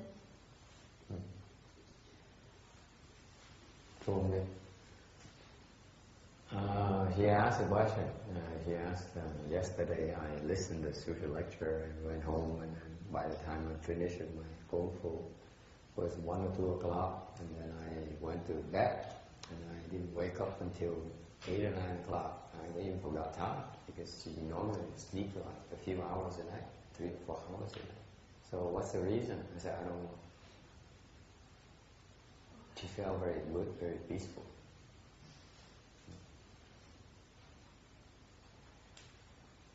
Mấy cái đó nó tạm thời đó, không cần gì phải chú ý mấy chuyện.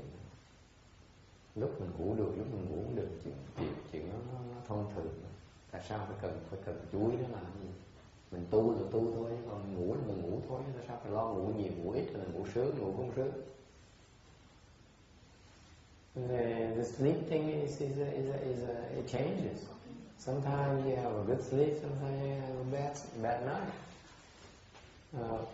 You shouldn't pay attention to it.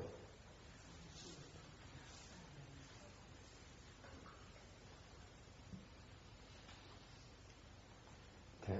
No need to investigate. It's a waste of time. Mà mình hiểu ra nhiều tốn thì giờ không cần gì. Kệ. Ngủ thôi. Thì ngày con ngủ ngon nhất nữa. Cảm ơn thầy, ngủ ngon là sống lớn. Tội gì mà suy nghĩ chi chân mày. Thì ra cái người tu hành mình cái ngủ nhiều không có lợi, mới kệ. Ngủ nhiều mình dậy cái đầu nó nặng, đúng không? Còn dù sướng lúc đó thôi á, quên hết thế gian, quên ngoại sự hết, cái điều mình giàu đầu nó nặng lắm. Nhưng đều chuyện thông thường, không cần lo mấy chuyện. Okay. Biết cũng vậy, không biết cũng vậy, tại không có lợi gì hết. I said, sleep, you sleep too much, and then you get up and your head is heavy. So oversleeping is not a good thing. For example, in the Western, doctors say you need to sleep about 7 hours a night. To me, it's not correct. You don't need to sleep that much. But it changes with the conditions. So sometimes you sleep longer and enjoy your sleep. That's fine. Nothing wrong with it. It's not worth investigating, even if you know it's not. It's not that important. Any other question? Yes, one question here in the back. One more question. Yes. So next Sunday you still have the Saturday is the last day of the. Yes, Sunday we have the Amitabha Sutra lecture. Okay. And then the following week we resume our normal schedule where we lecture on both days, Saturday and Sunday. So next Sunday you will start at 8, right? Yeah. From now on we will start at 8 instead of 9. Okay. Năm sau mình bắt đầu khóa tu cuối tuần bắt đầu 8 giờ. Okay. I know it's a bit early for a lot of people. 8 giờ đối với nhiều người hơi sớm.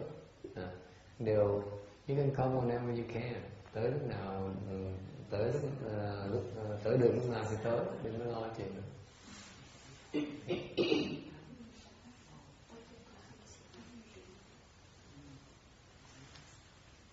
Anything else? Who's going to be at the chant session? Ai sẽ tới tu thiền đây? Một sư cô. Hả?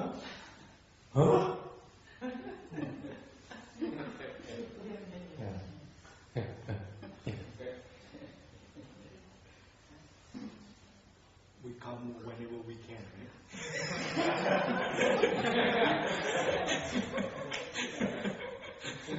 The chanting here, they post that thing out on the door so that you know during the sits you should not come in. You wait until there's a break, then you can come in. Oh, okay. The reason is that during the Pure Land training here we don't care because we are a lot more casual. Yeah. Lúc mình tu niệm Phật như thông thường như vậy, đi vô đi ra thì muốn làm gì nào mình cũng cần biết. Tại vì khi mấy bà cụ mấy cô là dậy ta ngủ tới 9 giờ ta mới dậy. Thành ra người ta tới 9 giờ rưỡi ta tới thì cho ta vào ngồi kia đâu có sao đâu, không sao hết. Còn lúc mà thiền thất á thì nó khác. But it's slightly different when we do chant because you have to realize that the chant practitioner during this chant chi here is extremely intense for them. Cái khác là lúc mình có thiền thất á, và họ cực khổ vậy sợ. Thành ra phải lúc mà họ tu như vậy, cực khổ như vậy thì mình tránh tạo cái phiền não cho người ta. So the difference here is when they are working so hard, we try to avoid getting them afflicted. So we should have that. Yeah, both doors, all 3 doors, so that people know when they can enter. So during the sit, we will lock the doors, by the way. Okay? When the sit is over, we unlock the door, then people can come in. Okay? Lúc mình ngồi tọa thiền á, lúc mình đang tọa thiền á, thì khóa cửa lại. Thì khi mình hành thiền thì mở cửa cho người ta vào. Okay? So people can come and wait until we open the door and they can come in. They can come in as come and go as they please. Muốn tới muốn đi lúc nào được hết, để phải tới đúng lúc, vô đúng lúc thôi. Chứ còn không thể tới ngay giữa cái ngồi. Tại vì phải hiểu như vậy. You have to understand that when people are working that hard, okay, and you create afflictions for them, it's very heavy offense. Tại khi người ta tu các cao như vậy, mình tạo phiền não người ta, mình tạo tù cái nỗi nó nặng lắm. Mình trẻ tôi khi thường cái chuyện đó. I hope you understand. Hy vọng quý vị thông cảm nha. Chứ không phải là mình làm khó gì hết. Because there's a Chinese as a saying,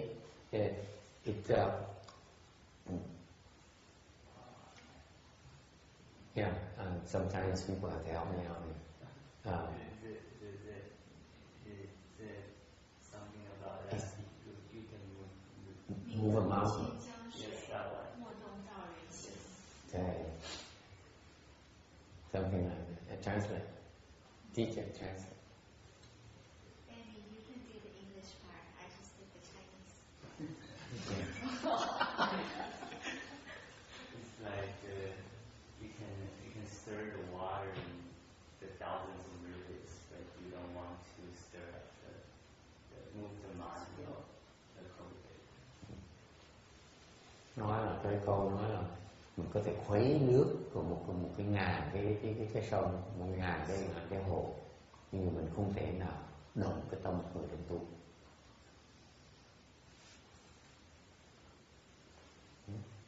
Ta dễ sợ. Can we do the opposite? For example, I'm a beginner. Let's say I have to get out during this session. If you don't want people coming in, then what about people like No, you can't get out. Because then you disturb your co-cultivators. So you can't take it, but you wait until the sit is over. Chẳng như câu hỏi là chẳng như mà mấy người mà mới tập tu thì không biết, nhưng mà ngồi lâu không nổi thì họ muốn hết sức rồi, vì họ muốn đi ra thì làm sao bây giờ? Tôi nói muốn đi ra thì cũng không nên đi ra lúc đang ngồi, lúc vào thiền. Tại đi tức đang làm như vậy mình đang làm phiền não người khác. Thành ra muốn đi ra thì chỉ duỗi chân ra thì mình nghĩ thì chừng nào mở cửa thì mình đi ra. Okay.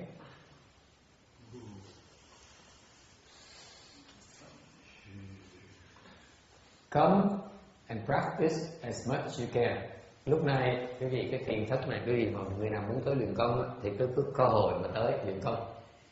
So I will put it this way for you. Tôi sẽ nói đối với tôi khuyên quý vị như vậy này. Quý vị bận rộn lắm.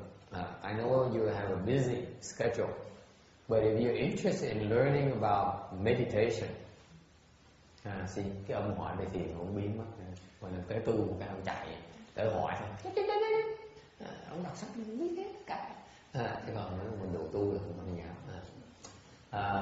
So this is the one week during the year where we teach Chan. Okay, trong năm á tôi dạy thiền một lần thôi, cái tuần này thôi, chỉ thiền thôi. Chú tâm về dạy thiền, cái phương pháp luyện môn của thiền tông. This is the Chan school training methodology. We only do it one week a year. So if you have interest in learning about meditation, thành ra cái một năm chỉ tổ chức luyện thiền một tuần thôi.